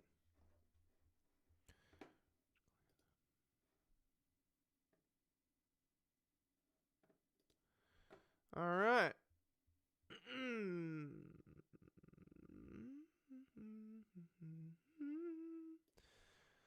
George Clanton, Ooh Rap Aya is my number 16 spot. This is one of the most uniquely mixed albums I have ever heard. The mixers, whoever mixed, the mixing engineer or engineers of this project, they did this trick where the vocals are very low in the mix, very turned down in the mix, which requires the listener to turn it up, which then envelops the listener in this, like these songs. It's a mixing trick. They turn the vocals down to make you turn up the rest of the song, so then all of the instrumentation has surrounded you. The instrumentation, just to get the vocals to a listenable level, you have to turn up the instrumentation to a point where it's completely enveloped you. It is a very interesting listening experience, this album here, Ooh Rap Aya. But when you get it, and when it's the right type of moment and the right environment, this album is incredible, dude. It really is. And that mixing trick that they do, it's very much intentional, and it very much works. But it also makes this album kind of strange to listen to, like, in the car with friends, because they're gonna be like, what the fuck is wrong with this song? Like, I can't even hear the lyrics. But you gotta boost that shit to the point where it's like, it's almost too much. You know, maybe you have to ride the fader when you listen to this album. Ride the fader means, like, you're turning the volume up and down constantly, maybe, depending on the type of environment you're in. So this album almost requires a special type of listen. Sit down over your headphones, give it the time it deserves. I've Been Young is like, if you like 90s, I want to call it like cloud rock, almost even butt rock, but not as corny. Like this is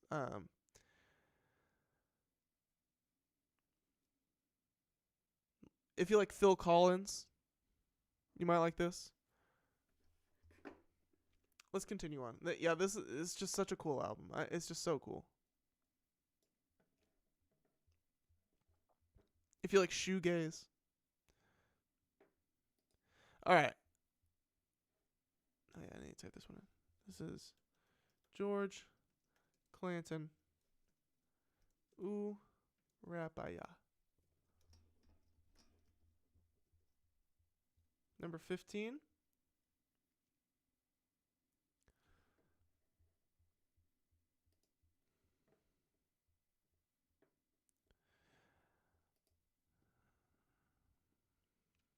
Here we are.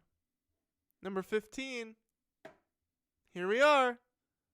Scaring the Hoes. Oh, shit. Scaring the Hoes. JPEG Mafia and Danny Brown. They scared them. They scared them all away. Ow! I just smashed my tooth with this glass. Yeah. JPEG and Danny, they scared the hoes. But they made number 15 on the list, so. Worth it? Probably. I know this is what they did it for. To make the white dude's internet list. This is everything JPEG and Danny did it for. To make the white internet dude's list.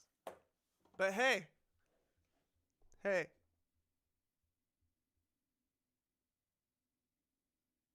It's pretty. It's pretty big deal if you ask me. Yeah. No, I mean, everything that they said about this project is true, unless they said it was ass. Then it's not true. It is kind of ass though. Even that is true. There are moments of this album that are just like purely just like kind of trash. The mixing is kind of trash on a lot of these songs, right? But I'm into that, dude. And people, oh my god, like people will be like, oh, of course you are. You fucking like, you like anything. You eat it all up, won't you? No. That's not true. I'm not afraid to call out any of my favorite artists or celebrities. If they put out trash, I'm not afraid to call that out. These songs are catchy as shit. Catchy, sticky, ear candy, earworms. Undeniable. It's undeniable. And the fact that it was all like the way that this album was created, like all just made on one of those fucking beat machines. I don't even know what they're called. Which explains like some of the mixing issues and whatnot, but very raw, very uncut. I very much so appreciate that. But also delivered as a very polished final project. It's like, it's so thrown together. They're so like messy and chaotic and seemingly so thrown together that it's like, perfectly chaotic, right?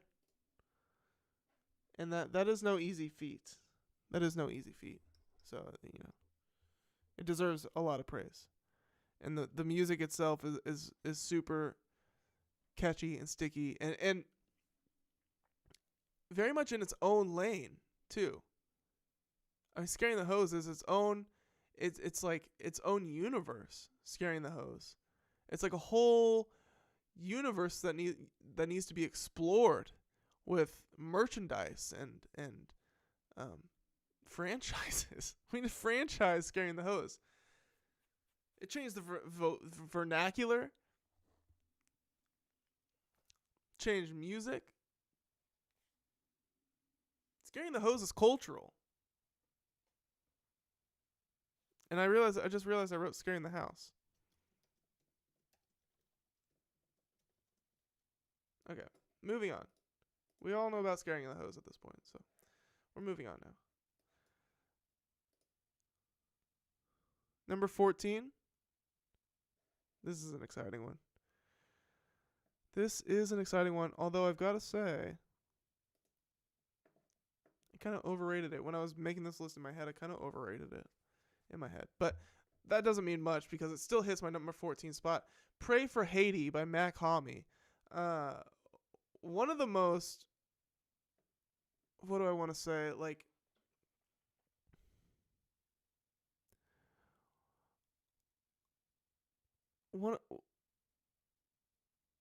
again, another rapper very much in their own lane.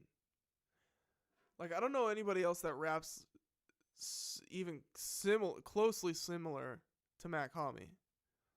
I don't know anybody else that can like even like do what he does. Like, he is just like this really like cool talent of like he'll flutter.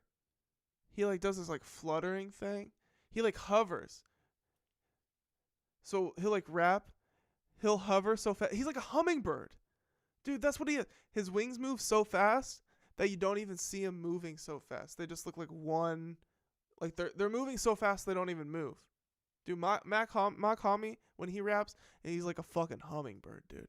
And I mean that with all the respect in the world. If you don't get it, I don't know how to explain it to you, but that's what he is, dude. It's a fucking hummingbird. And hummingbirds are super, super cool. Probably the coolest bird.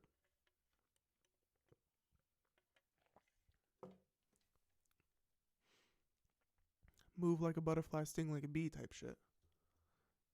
All right, number 13. Yeah, you need check out Mac Homie. This one's executive produced by West Side Gun as well. So this is like kind of like a West Side Gun project in a way. It's a West Side Gun brainchild in a way. I mean, these beats just like instantaneously like in my head as soon as I see this album cover. But yeah, if you don't know Mac Homie, you need to, and you call yourself a hip hop head, and you don't know Mac Homie. Don't be that guy. Get to know Mac Homie. Mock Homie. More like Mock Homie, not Mac Homie. Mock Homie. All right, number 13.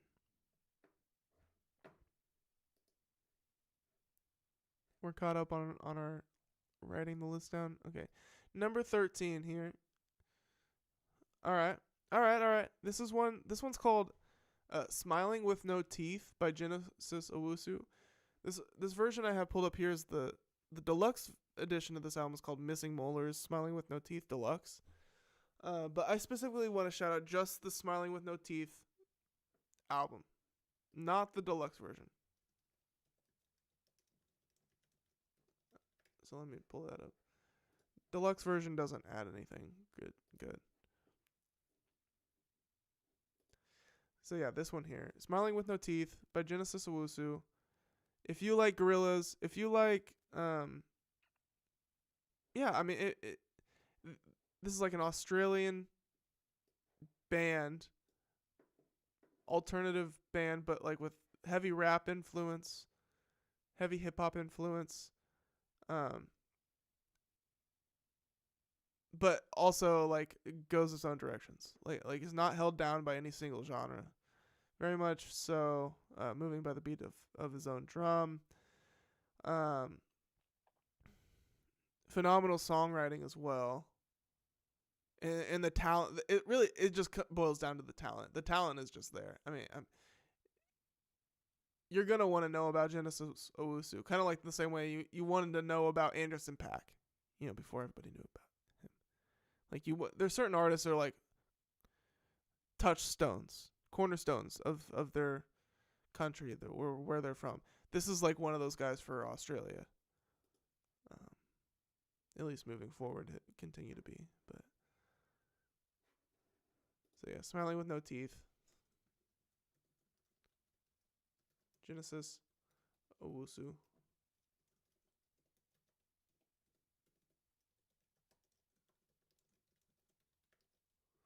All right, number 12.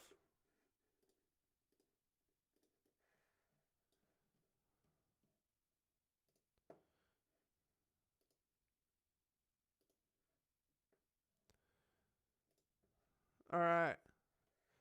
"Radical Romantics" by Fever Ray. This one is very, like, if you like Billie Eilish, if you like Lorde, if you like Tori Wolf, if you like dark alternative pop, you're gonna have to check this out. And this is like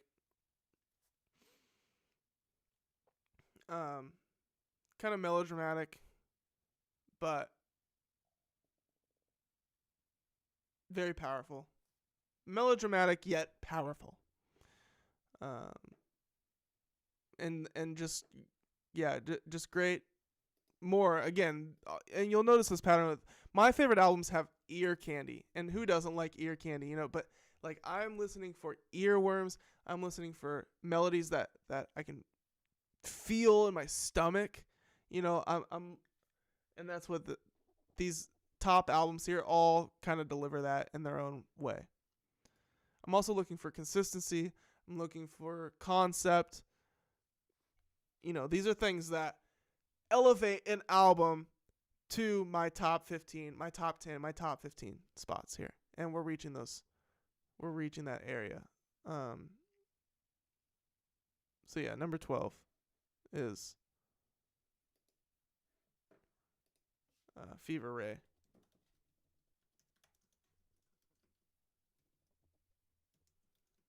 Radical Romantics. Okay. Number 11. I'm doing this for you guys, by the way. I'm spending a lot of time on this. This is a long segment, and I spent a lot of time making this list. Okay, I'm going to chop this down. But I want to spread the music to y'all. I want to make sure this music gets the love it deserves. These are the albums I've been rocking with this decade. My best albums of the decade, ranked from number 72 to number 1 in order, in the order that I like them. Yeah, and again, this is not including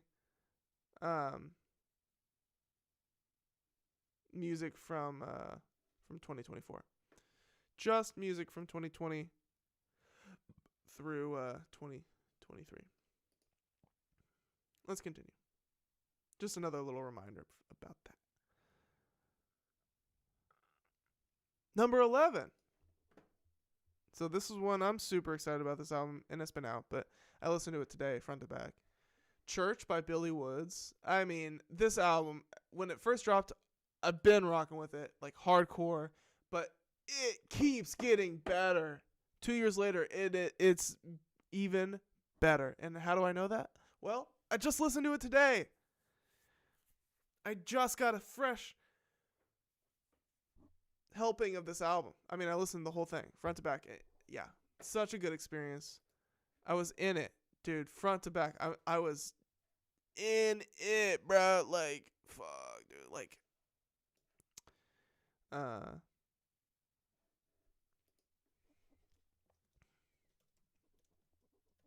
yeah, Billy Woods, he has a lot of great music, but this has got to be like this one and his first collab with Kenny Segal.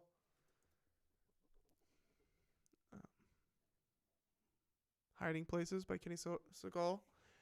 Hiding Places and Church are probably my two favorite Billy Woods albums. Just the consistency of the creep, the dejected, creepy production all over Church. Melancholic. And then again, the earworms.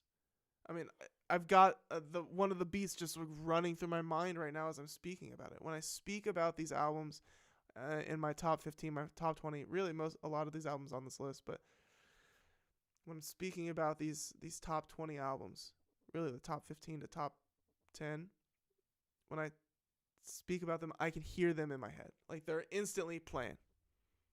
As is Church by Billy Woods right now. Let me throw up the... I didn't even throw it up. Yeah. Church by Billy Woods. Like, dude, this is the type of shit, like, just the beats on this album will make me cry. I mean, not actually, but they could.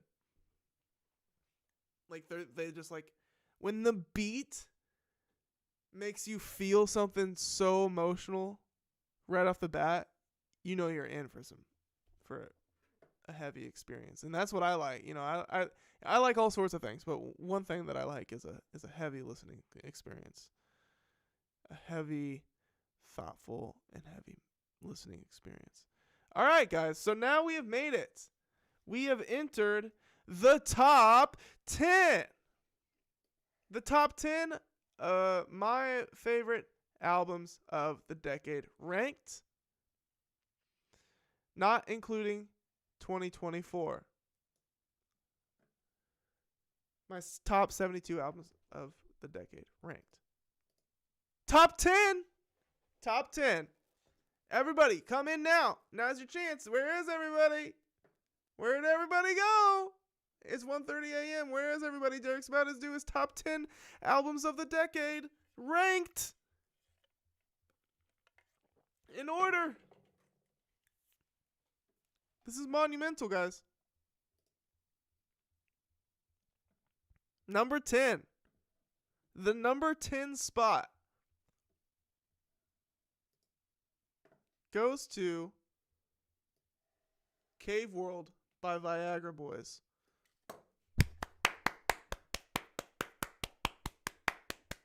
Woo! Give it up for Viagra Boys. Woohoo! Pop punk reinvented with a hint of sarcasm and irony taken to a contemporary level unheard of up until this point. The social commentary on this album is really what takes it to the next level for me. It is so funny. It is so goddamn funny. The social commentary on this. I love it, dude. I love it. I love it. I love it. I love it. I love it. I love it. I love it. I love it. I love it. I love it. I love it. I love it. I love it. I love it. I could say it 100 million times. And this is the only record like this on this list of mine, which is quite the shame, but this is a hip-hop channel, and I am a hip-hop head. And so that is my bias. But, you know, so I'm sure, and since then, Viagra Boys have become a huge, I've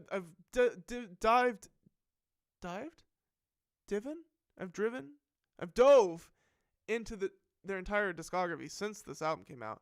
And it's almost like each album, they're all just as good. Like, they don't have a bad album. They only have, like, 3 or 4. But, what an incredible band, dude. Like, F me up, y'all. F me up. I wish I would have known about these guys sooner. But, you know, it's already been 2 years. I've known about them for 2 years already, so it's been a minute at this point. Still, this album makes me laugh, dude. It's so funny, and it's almost refreshing. It's kind of a refreshing album. Just because I don't get enough of this type of music, but I think the issue is there's not much good music in this vein these days, and that's the problem, you know. If there is, please send it my way. So yeah, number 10 spot, Viagra Boys, Cave World Deluxe. Number 9. Okay? Number 9. Who do you think gets the spot? If you had to guess, who would you put at your number 9 spot on a list like this? Best albums of the decade ranked. Who would you put? I'll tell you who I put. His name? Travis Scott. The album? Utopia. I genuinely think this album is incredible. Obviously, because I put it at my number 9 spot. But I'm not even, you know, like, there easily could have been a reality where the Travis Scott album was, there actually is a higher chance that the Travis Scott album was disappointing than it was meeting expectations. I'm going to be honest, I didn't expect it to be this good. And even as I was listening to it for the first time, I really enjoyed it. I remember the listening experience right at midnight. But I kind of had a feeling, a sneaking suspicion that it was going to age poorly with time. I remember thinking that. Like, I was into it at the moment, but I was kind of like, and I was publicly, like, talking about it, and I remember thinking, like, hopefully this one doesn't age poorly. And I was kind of feeling like it could. But no, dude, this thing has only gotten better with time. You know, the songs that I liked on it originally have only grown to, you know, with time they've come to sound even, you know, just as fresh as they did last year, almost even more fresh right now than they did last year. Yeah, these songs almost sound more fresh now than they did when they came out last year. And then the ones that I didn't like all too much last year are kind of like sleepers at this point. Like, I'll like run into one and be like, oh shit, like I didn't even really, like, this one's better than I realized, you know, that kind of deal. And so like this album is growing on me still.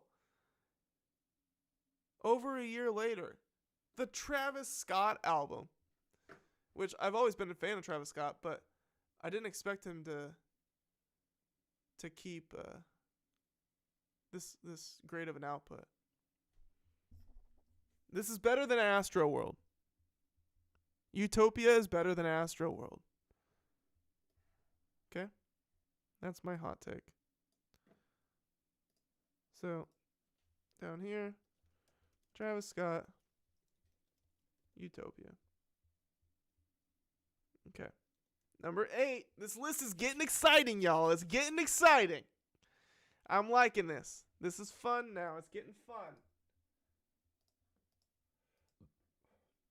It was kind of a drag to get here to this point. Been here doing this for a minute now. But here we are. We made it from 72 to 8. And at number 8, the number 8th, my 8th favorite album of the decade.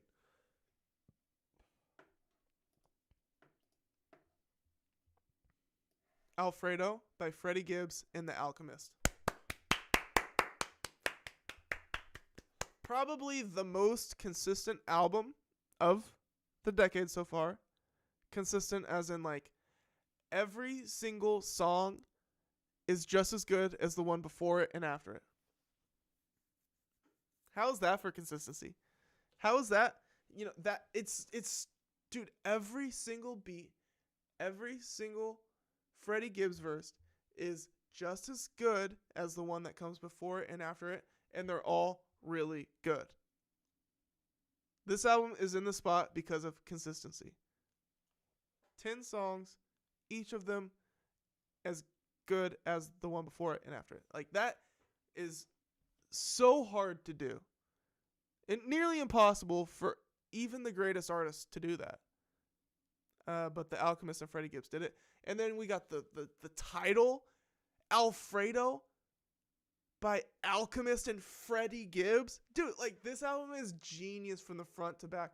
The Alfredo, and then, like, the spaghetti is the white spaghetti Alfredo sauce. White Alchemist. Alchemist is white Alfredo sauce. And then you get, I'm talking about the album cover here, and then you get the puppeteer marionetting the pasta, like everything from the title to the album cover to the tracklist consistency to the features to the, yeah, dude, like, this is deserving, more than deserving of this number 8 spot on my list here.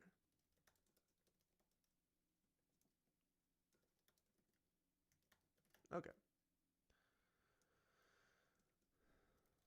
Number 7. Getting fun here, guys. Getting fun. Number 7. Who do we got? Who are we missing? Who have we not hit so far? There are big names that we haven't talked about yet. Who do you think is on it? And certainly just got some sneak peeks there, but the number 8 spot,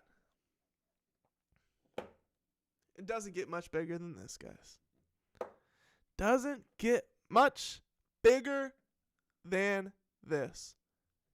Mr. Morale and the Big Steppers by Kendrick Lamar.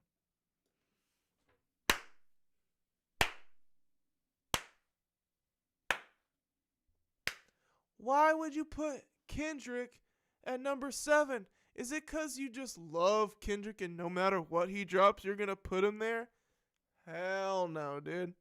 In fact, this album was much lower in my list until I went back and went through each album individually and listened to them and kind of reworked the track order. I mean, the list order. When I went back and re-listened to this album, it started to dawn on me how good it still is. And how good it has actually grown to be, dude. This album has gotten better with time. And, you know, you expect nothing less than from Kendrick Lamar. But I still see people questioning the validity of this album, questioning the if it's on the same level as his other outputs. And not only is it on the same level, it's almost on a different level. Because this is mature Kendrick. I mean, Kendrick's always been very mature for his age, but this is father Kendrick. This is like a different phase of Kendrick's life than what we have heard from him on all of his other albums. And so this is father Kendrick. All right. He's operating at a level that I don't even want to say. I don't want to sound corny or cringy. And people. Kendrick's got his own fucking QAnon at this point, but so I'm sure everybody's had their ear talked off about why Kendrick's the GOAT at this point, and nobody wants to hear it anymore. But listen to this album. Go back. Listen to it front to back. Give it a fair shake. Pretend like it's your first time listening to it. Put it on, dude. This album is leagues ahead. Leagues. Light years ahead. A lot of the hip hop, most of the hip hop that people, that gets talked about. Although this is one of the hip hop that gets talked about, but people like to clown on Kendrick. People like to clown on Kendrick's albums, more specifically, and be like, "Yo, he makes music, but he doesn't make music you can just like throw on and listen to." That's cap. That's cope and cap. That's Drake fans coping and capping hard. Throw on Mr. Morale. It literally just proves them wrong. Instantly. So, Kendrick Lamar originally did not land this high on this list. He was actually at about 20 or 25 until I listened to the music front to back, and I'm like, holy shit, it's so good. It's actually so good. It's so good. Yeah, so that's my feelings. Kendrick Lamar, greatest hip-hop artist of all time.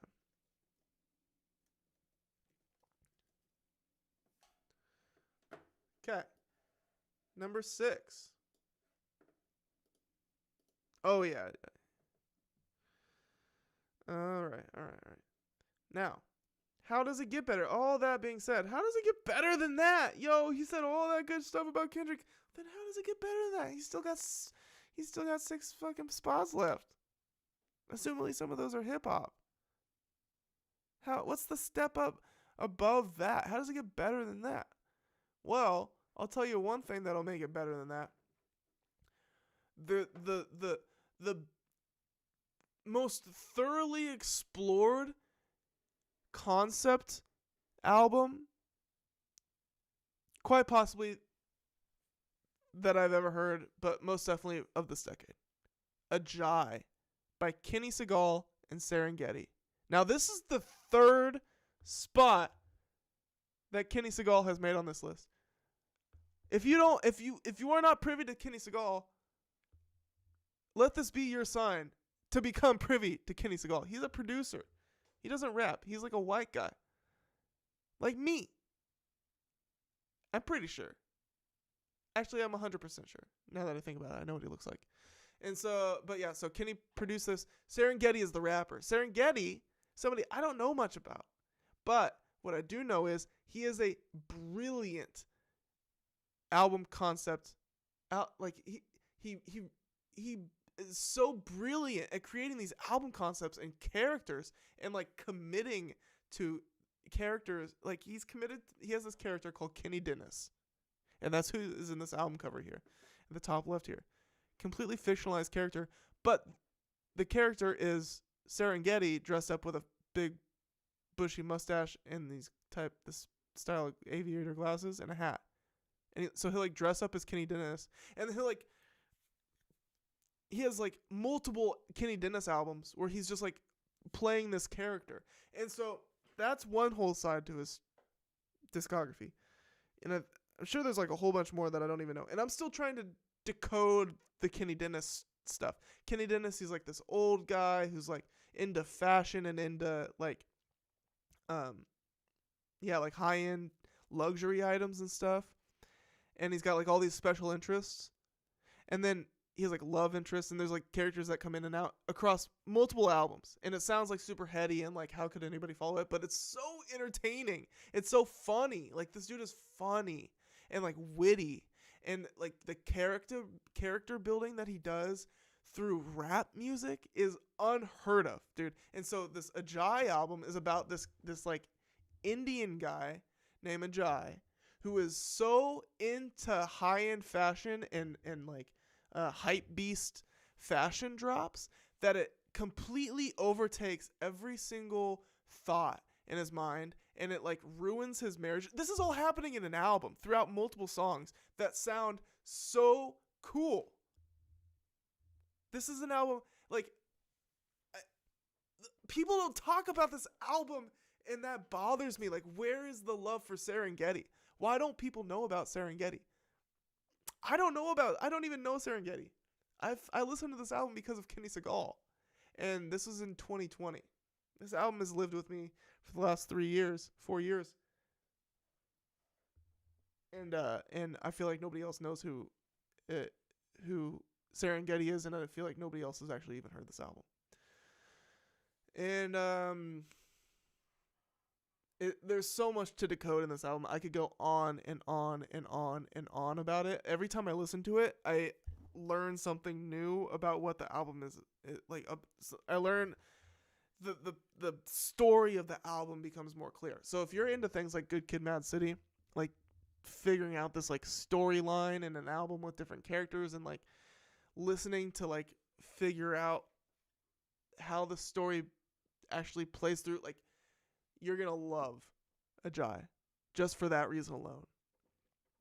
And then the music is like the whole other thing to it. The Serengeti is so talented. He like raps as Ajay, and then he raps as Kenny Dennis, and then he raps, and like you know who he's rapping as, kind of based on the voice, but it's not like that complex. It's not like there's tons of characters or anything, but it's really Ajay, and then there's Kenny Dennis, and he's rapping about certain things when he's Kenny Dennis and rapping about other certain things when he's Ajay, and then those two stories, they like cross paths with each other.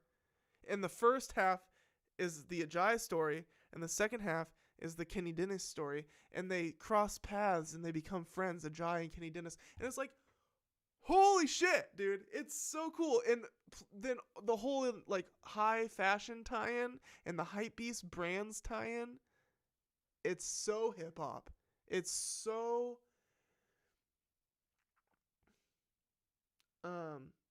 it's just so like out there. Like, this dude's mind, he literally wrote a movie. Like, you could take all this and write like a full movie script. It's all here. So yeah, I mean, this shit is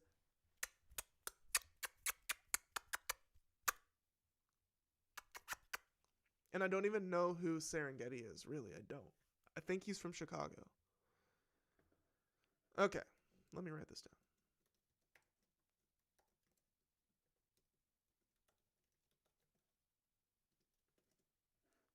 How we doing out here?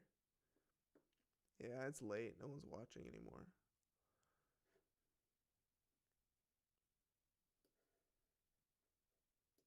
Wait, I've been going for 4.5 hours? Holy shit.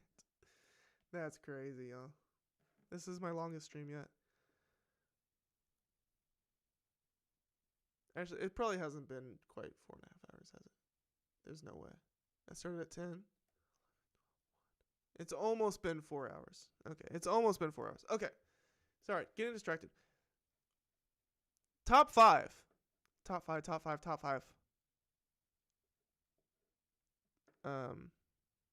Top 5, no Toronto. I'm gonna have to start saying that. All right, are we ready for the number 5 spot? I gotta make sure, not spoiling anything here. Okay. Top 5. This is a big deal, guys. My top 5 favorite albums of the decade, ranked in order. The number 5 spot is Going, Going, Gone by Hemlock Springs. This album, almost just an EP, but we're going to call it an album, is going to be, mark my words, going to be one of the most influential and important pop projects of the first half of the decade.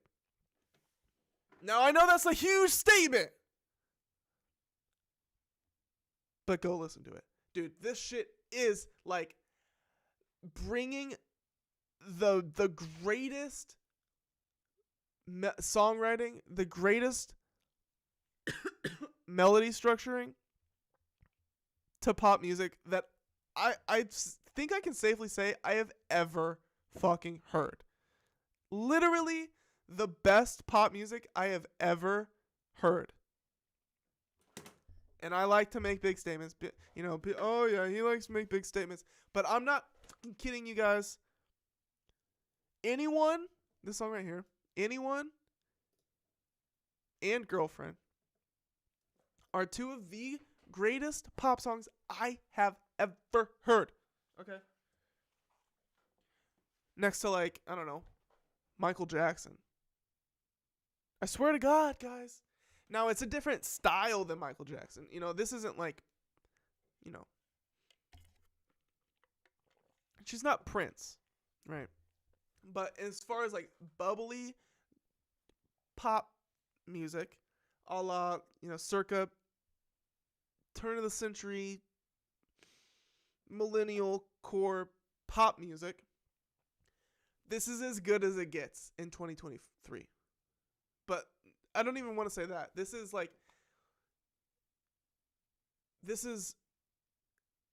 the highest of high bars for this type of music. I can't overstate it. This thing is so damn special, dude. So damn special. It's that freaking good, right? And that's why it's my number 5 spot. I mean, I do not F around with the music here, guys. Most of this list is like, okay, cool, whatever, cool, whatever. But like these top 10 albums are like shit that I couldn't, my future, everything hangs on these albums here, y'all. Everything I'm building in my mind and on the internet, it's fed by this music here. So, and there's also music from last decade that does the same, but this is what's currently happening, right? And I'm a current kind of guy, so that's what I find to be the most potent. Right, all right, we're so close, my friends. We're just so close, and we're gonna make it. We are gonna make it. And what's this accent? I don't know. I'll just make up my accents as I go. All right. We're hitting down to these top 4 spots, people. Coming down to the top 4. Top 4. All right. Top 4. Now, I'm going to have to be honest here, you guys. We've done a lot of talking on this channel about a lot of different people, and I've had a lot of opinions about a lot of different people. All right? But do those opinions affect the way that I listen to my music? A lot of people have that question about people that critique other people, that critique musicians. They're like, oh, but, just because he did that or she did that or said that, I'm going to still listen to their music. I'm not going to listen to their music. People have strong opinions on that. Well, I'll tell you what, my friends. I'm not a bullshitter, okay? I have no issue giving credit where it's due. So my number 2 spot, it goes to Kanye. Donda Deluxe, the 4th best album of the decade so far, in my opinion.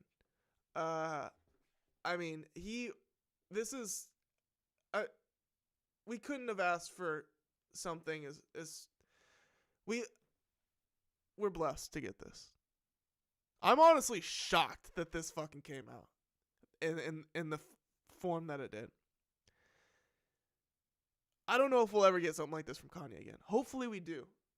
I hope that he digs himself out of this mess that he's in mentally. I mean, like, he completely, and I've got videos on this. You guys can go watch if you're interested. But he fought his demons and lost. And gave in to everything. So for those reasons, I don't think we'll ever get a project like this again. But maybe this is Donda working through Kanye. Like Donda, his mom, working through Kanye in a way. I don't know how to explain this. As you can see, I'm kind of lost for words. Like, how did he come up with this, but then also does albums like Jesus is King? How does he sandwich this in between Jesus is King and Donda 2? Or how does he sandwich this between Jesus is King and Vultures? I don't know. Like, what the fuck happened here? Donda is almost a fluke in my mind. Like, because it's so good in the midst of this weird-ass time of Kanye's life where everything else is horrible from Kanye. And, but somehow, some way, before he pushed me away as a fan with the Nazi shit, somehow he timed it where he released this incredible album right before his personal career 9/11 happened. So, like, somehow he snuck in this fucking album to the number 4 spot of the decade. And I thank God for it, because this album is incredible, and it quite possibly, it basically is like the last Kanye album in my mind, canonically. I mean, they're all, not technically canonically, because he's still releasing albums and he is still Kanye. But as far as the music that I am going to enjoy, and before Kanye was corrupted in my mind, at least we got Donda, which I do own this album on vinyl. It is a phenomenal album. The features on it really kind of take it to that level. Otherwise, this album would have suffered a lot. So thank goodness for all the features. But still, Kanye fucking he put in some fucking work. This is like, I'm not gonna sit here and pretend I know how this album was made or the circumstances that Kanye made this album in, but I feel like he actually he likes to challenge himself, to push himself to make these projects, but I feel like he actually like sat down and like gave this one the time. Like, he gave himself the time and the space and the resources, and the time and the space and the resources to like get a real project fucking fleshed out. And it's messy and it's all over the place, and it's got like double tracks on it with like, it's all over the place, but it's like, it's a beautiful mess, and it's a huge mess, dude. It's huge. It's 2 hours long. Like, wow, man. So, very generous of Kanye, and so for that, he gets the number 4 spot with Donda Deluxe, which also, side note, has one of the greatest hip hop songs of all time on it, "Life of the Party," featuring Andre 3000. So that's definitely a lot of points in his favor there, or some extra points in his favor.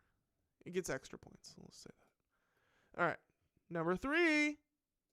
What could it be? Who haven't I talked about yet?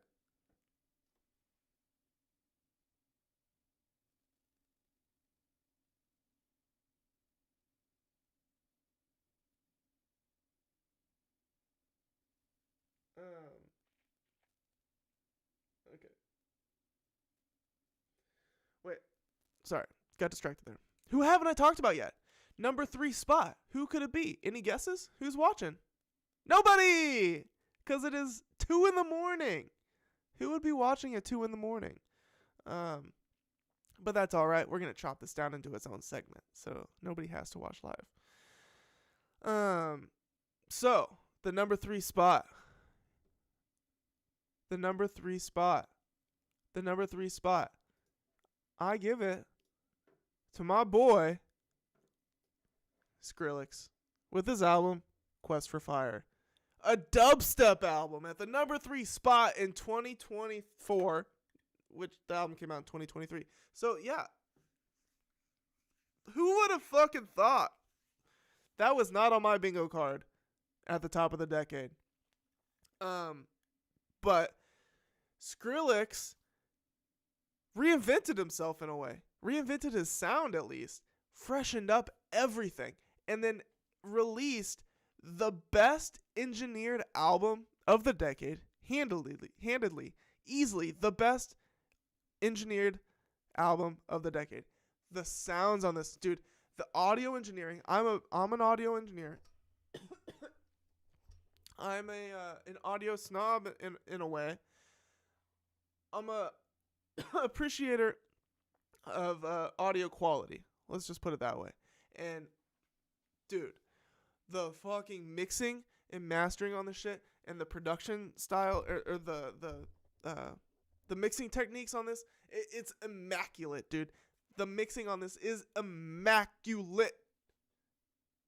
And that's like, all right, so get this. I posed this to Fantano on one of his live streams. I donated like $10 and I said, you gave Quest for Fire a 7, but you didn't comment at all on the audio engineering, which I think is immaculate and takes it to the next level.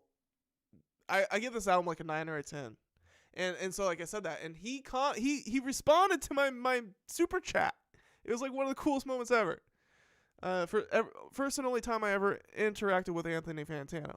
And he said he would never suck an album's dick for good audio engineering because that should be the standard anyways. Which, you know, I'd not given a chance to respond to that because he's talking live. I disagree. This is my chance to respond to Fantano to that point. Mr. Boldman. Mr. Best teeth in the game. Okay? I disagree. You know, don't suck an album's dick just because it has good audio engineering. But there is a point where there are mixes that are better than others. Like there's engineering that is better than others. When engineering is a cut above the rest, that absolutely deserves to have his dick sucked. Just like when a musician is a cut above the rest, you suck their dick because we love them. And so you should do that with your audio engineers too. Okay? They deserve that love too. Mr. Fantano. Just saying. You probably don't remember that at all. Why would you? You answer thousands of questions every year. So yeah, but dude, this album, this was my album of the year last year. It got the number 1 spot for, you know, in my mind, for albums of the year of 2023, and number 3 spot for the whole decade. Quest for Fire. All right, you guys. We're down to the last 2. Which albums? There's 2 albums that I haven't fucking talked about yet. 2 big ones. There's your, you know, these are 2 big ones. These aren't like, oh, you know, like most people haven't heard this one. This is like a weird one. No. These are big deals. Okay, these 2 albums. So what haven't I talked about yet? What is my number 2 spot, you guys? Any guesses? Any guesses? Let me pull it up.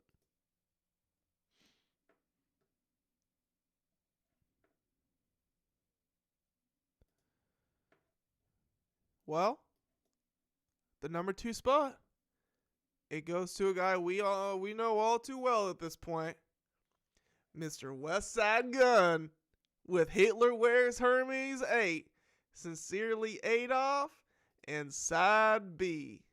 Both of them. This is a double disc album. 2 albums. 2 sides, 1 album. Is that cheating? No, absolutely not. This is a double disc album, just like Donda. We have multiple double discs on here. This one just happens to be split up into 2 individual albums, but they're both Hitler Wears Hermes 8. So together, we have Hitler Wears Hermes 8 Sincerely Adolf, which is side A, and side B, which is just titled side B. But Sincerely Adolf, Sincerely is like side, S-I, Sincerely, S-I, side, S-I, side, S-I, and then A, side A, and then Sincerely Adolf. You get it? That's side A. Side A is the Sincerely Adolf side. And then side B is just titled side B. So, I will give a obligatory fuck Hitler right here and all that. But fantastic project. Huge, I mean, and just really just a defining moment for West Side Gun. This is like, when people ask me about West Side Gun, this is the album I'm going to give them or show them or refer them to. This is like no bullshit. Sometimes West Side has like really like lazy beats. Sometimes it's like really like simple loops or like, but no, production on this shit is taken all the way there. It's all the way there. It's the features on this thing. Everything about it is just phenomenal. I mean, these are like new new ideas in hip hop that are going to be passed down for years and years and years and years. This style that West Side Gun has cultivated and helped curate and has presented here on the Hitler Wears Hermes 8 side, Sincerely Adolf, and side B. This is like the quintessential, there's a lot of these Griselda projects, a lot of West Side Gun projects. We have 3 on this album alone, or on this list alone. But this is the one, and really, it's great, because really, it's kind of like 2. But so much West Side Gun, so much Griselda, what do I listen to? There's too much to, choice paralysis. Don't worry about it.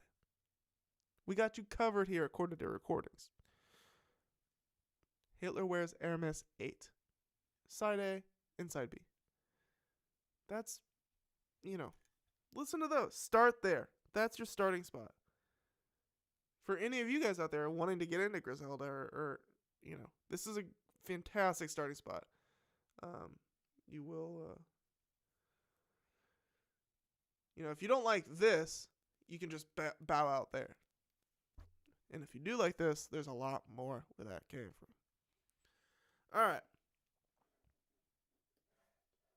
We're getting there. This is the last spot. We've actually made it. Let me type this in real quick.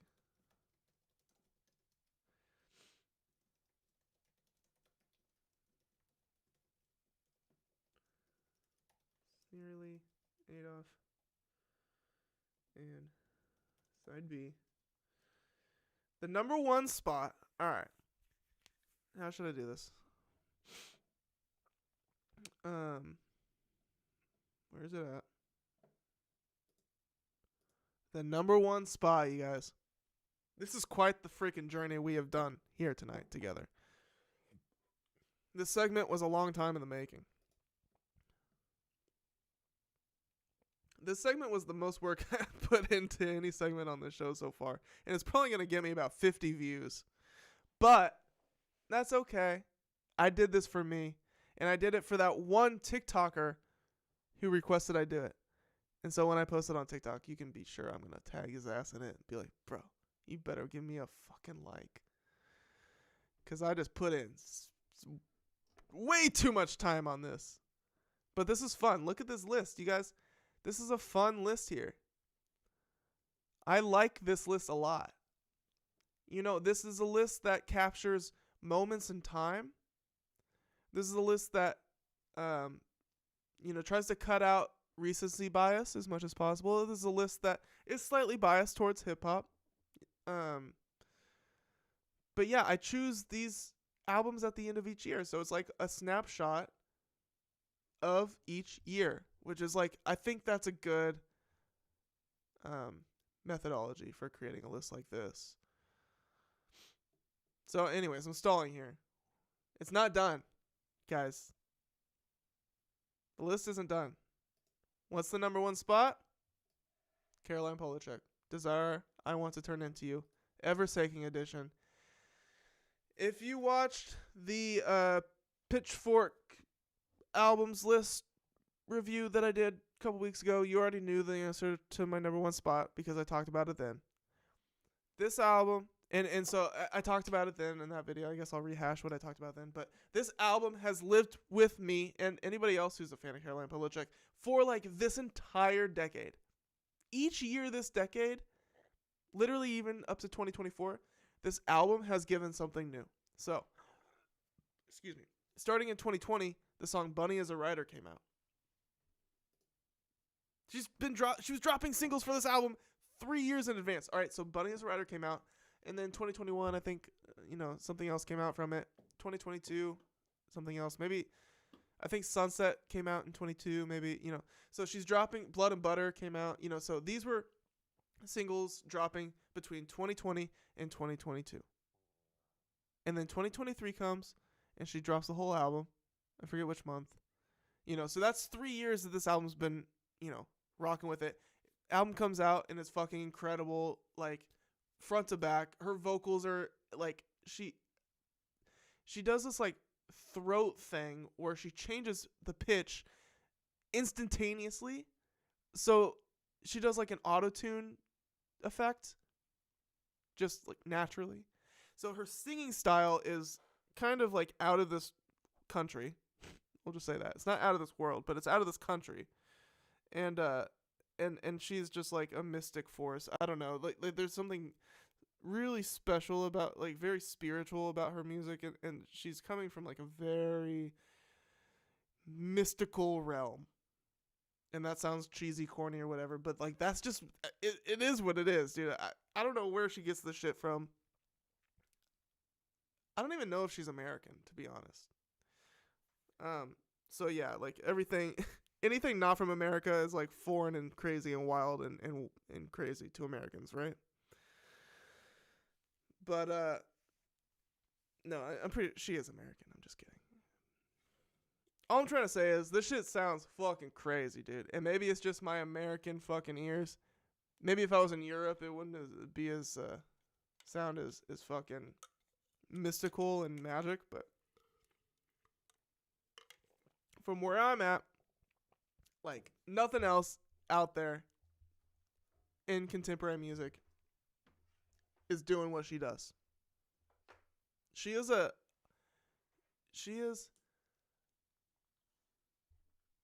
I don't know, you guys. You gotta go listen to it for yourself.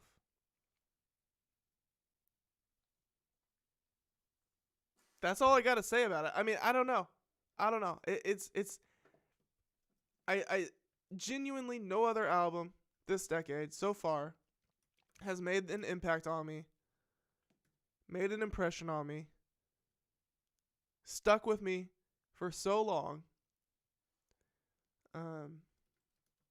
Oh yeah, I didn't even finish so yeah, she dropped the album in 2023, and then in 2024 she drops the deluxe version of the album with more songs. So yeah, this shit's been with me 2020 through 2024. So what is she gonna drop? Desire I Want to Turn Into You, whatever, 2? She gonna drop Desire I Want to Turn Into You 2 next year or something? Pfft, at this rate, she probably will. Is this album gonna keep delivering for the next 10 years? I don't know what to expect at this point. So yeah, I mean, it doesn't get much better than that for me. I mean, it literally doesn't, because I just ranked my favorite albums. So that's it. What do we think, you guys and girls and theys and thems? This is it. This is what they all look like together in one pile, one list. Right? I'm in love with my list, you guys. I think it is perfect. I really do. I listen to this shit all the time. I throw this Projects of the Decade playlist on shuffle, and it feeds my soul. And then we will do the top albums of 2024 list. We will do that at the end of the year or at the beginning of next year. So stay tuned for that if you enjoyed this type of shit. I've done an episode like that, or I've done a segment like similar to this in the past, and it got like hardly any views. So I expect this to get hardly any views because not everybody cares about it. People don't really care about other people's opinions. But I wanted to do this. I'm going to post this shit on everywhere, and the people on TikTok will like it. And that's why I did it, really. Let me make sure. Oh, yeah, I do. So I have my music of the week. I'll quickly go over my music of the week and then head out of here, I think. How's that sound? Quickly. Music of the week.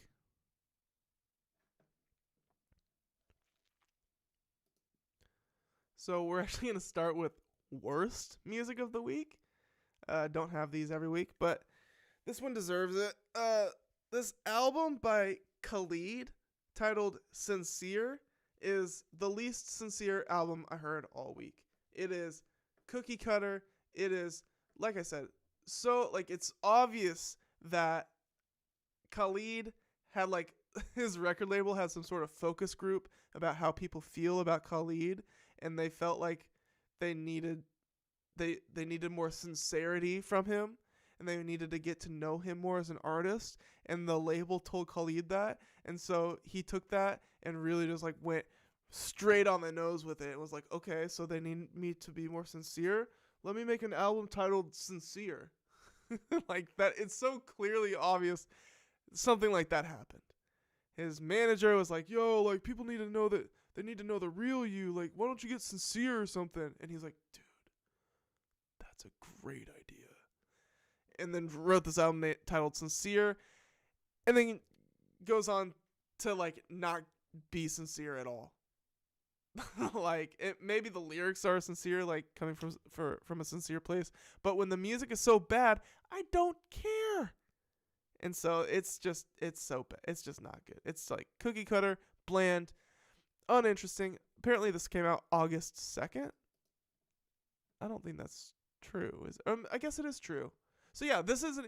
Kelly's out here catching fucking strays. I thought this was a brand new album. It came out a couple months ago. Oops. Worst music of the week. Still. Sometimes it happens like that. All right. Moving on. That's all. That's it with the worst music of the week. Going on to good music of the week. Projects. Starting with Stabbed and Shot 2 by Benny the Butcher 38 Special. Holy shit, dude. Benny the Butcher has not been sounding like this since Tana Talk 3. Not saying that he is like fully back into the form of Tana Talk 3, but like some of the like songs on here, the way he's rapping and the style, I'm like, damn, bro, it sounds like he was studying Tana Talk 3. Like he's like back in that spot, whatever that spot is that he was in, like making those cold ass, wintry ass fucking like there's something very winter and cold about Tana Talk 3. He's hitting those fucking overtones on Stabbed and Shot 2 here with 38 Special. This is a solid project. Way better than I expected. Way better than I thought. Way more consistent. Just banging, dude. Fucking banging. All right. Also, the Gene Dawson album, Glimmer of God. Yeah. This album is godly. As in, like, the power of God is in it. As in, like, this shit is powerful. If you like, you know, if you want some Frank Ocean, if you're missing some Frank Ocean and you're missing some, man, who else was I? Oh, I had someone in mind that it was reminding me of.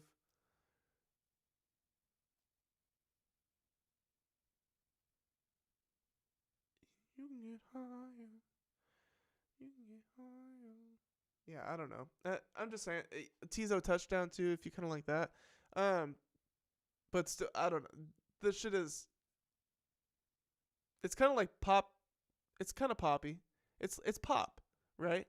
But it's like drug pop. How about that? It's drug pop. It's like, I'm trying to put this, Americana pop, maybe. Americana pop. How about that? That's what we're gonna roll with. This is Americana pop, and it's very good. It actually is very good. Huge improvement. Gene Dawson's albums have increasingly gotten better. Each one gets better than the last. Bad Sports, and then Pixel Bath is better than that, and then Chaos Now is better than that, and then this is like his best one yet. So huge, shout out to Gene Dawson for improving with each project release, to the point now where he has released like a genuinely very solid project that I keep wanting to listen to. I listened to it all, front to back today.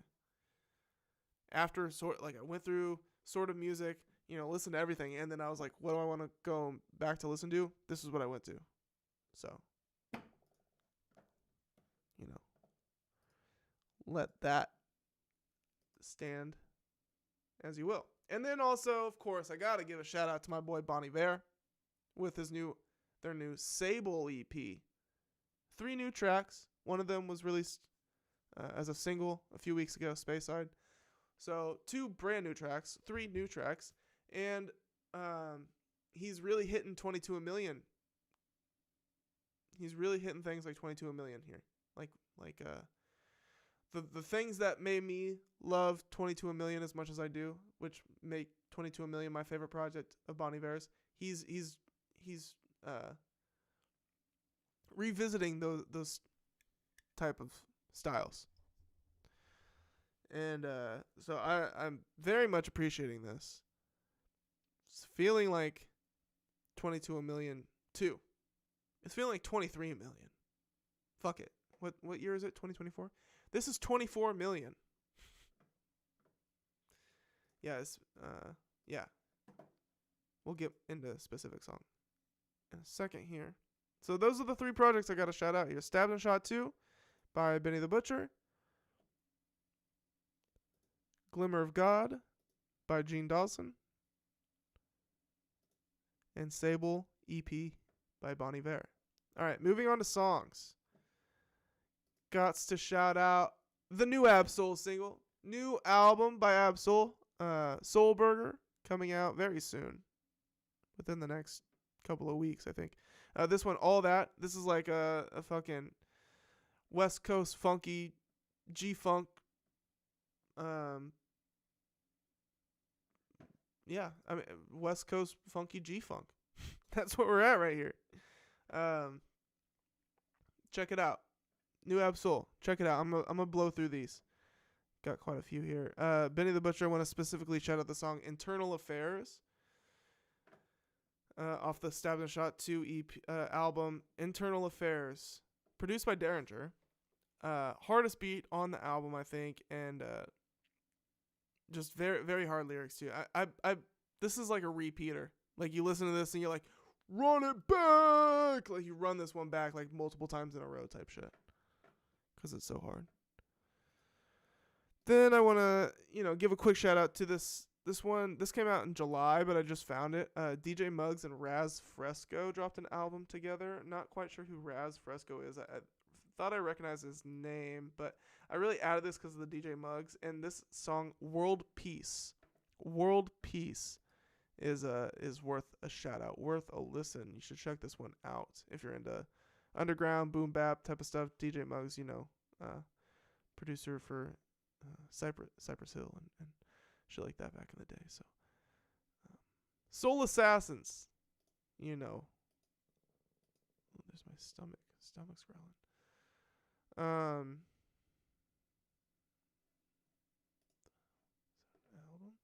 Damn, I never saw this. Okay. This came out in May. Crime Apple and Big Ghost Limited. All right.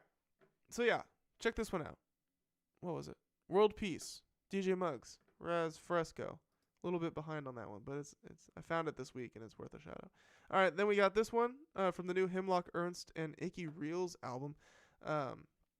Break Time in the Factory. This is like if you're into the Aesop rock, if you're into clipping, if you're into like very intricate, precise raps, but not in like a corny, cheesy, lyrical miracle way. This is like a cool like literary device kind of way.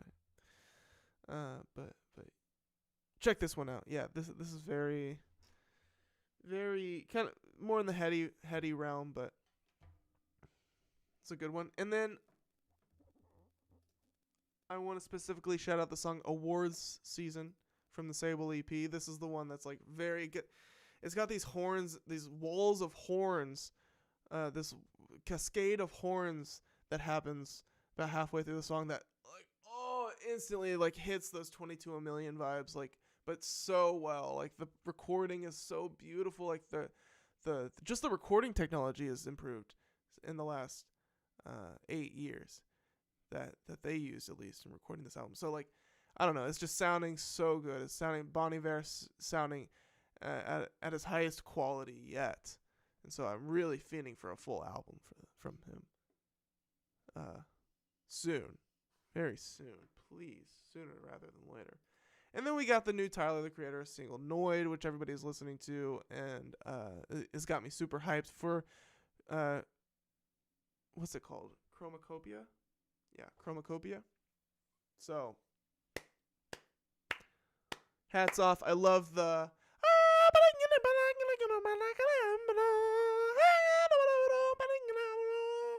that part, if you know what I mean, you know what I mean. If you know what I'm talking about, you know what I mean. In this Noid song, it's very, very good. And I saw a comment when it first dropped. Someone tagged Jasper under Tyler's post and said, "Jasper, how do you sing like that?" And I thought that was very funny. The idea that that's Jasper singing that is very good. So yes, super excited for Chromacopia. We didn't get to the whole Duckworth calls out similarities between Chromacopia, creative direction, and his own. It's not very newsworthy. It's kind of just a funny observation that Duckworth had. So I don't know if we'll get to it, but it did happen. Duckworth did kind of point out that Chromacopia is lifting from similar creative direction that he has been using, but is that intentional? I don't know. And that's what he says that too. He's like, I don't know if it's just like being inspired by the same things or what, but all right. And then the last song I want to shout out is from the Gene Dawson album, specifically the song Die For Me with Lil Yachty. This shit should be played on the radio. I mean, why not, bro? Put Gene Dawson on the radio. Let's make Gene Dawson like the next American heartthrob boy. Not even the heartthrob, just like the next superstar. Like I feel like Gene Dawson has it in him. Musically. Like let's make Gene Dawson like a why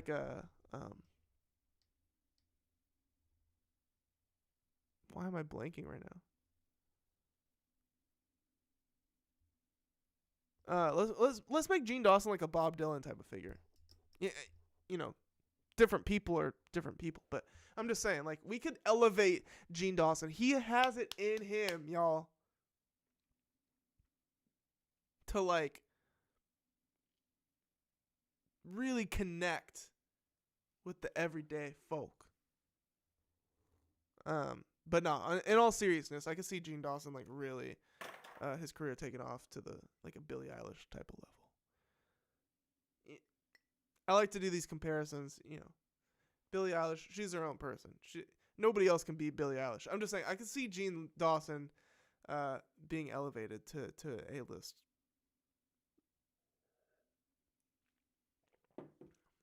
Not that he wants that necessarily. I'm just saying. I want the best for my favorite artists out here. And Gene Dawson, I mean, the improvements are huge. So if he keeps improving, that's what I'm trying to say. It's like if this trajectory keeps on this path, Gene Dawson is in for quite a big career. I can only hope for him. So it's good stuff. All right. Holy shnikes, guys. It is 2:30 in the morning. I'm tired of shit. This stream was kind of like, I'm loosey-goosey here, y'all. I'm kind of losing my mind this semester. I'm in the thick of it. I'm in the thick of the semester. I'm trying to make time for streams. I'm trying to make time for schoolwork and homework. I'm trying to make time for work. I got to get paid too. And then on top of that, I got a daughter, I got a wife, and I have a German Shepherd Husky mix that I'm taking care of. So thanks for hanging in there with me. We'll be back next week with another episode of Scratched Up Live. Next week will be our 20th episode. It'll be maybe we'll have a big 20th episode celebration with like a cake or something. I don't know. And I'll figure something out. It'll be fun. We'll have a fun epi. That list was kind of grueling. It's kind of grueling to get through, but I'm glad I did it. I can wipe my hands of it. Caught the channel up with the canon. These are canon. Okay, these are this is album list canon, right? And then we'll get more, we'll get the 2024 canon in a couple of months. So that was necessary. I love you all. Thank you to everybody who tuned in, even for just a second. Even if it was just for a second. Thank you for being here, for clicking on the video. My name is Derek Obscure. This has been Scratched Up Live number 18. We can get our outro music to play us out. You know what I mean?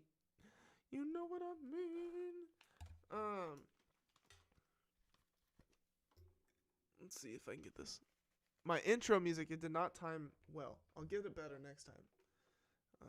This is new. The playing intro and outro music is new to me, but so like I said, this is Derek Obscure. This has been Scratched Up Live, number 18. This is our outro music. Production level is increasing out here. We got headphones. We got outro music. And now y'all got the quarter day recordings. Best albums of the decade list. Alright. I love you guys so much. I don't want to get out of here. But it's time to.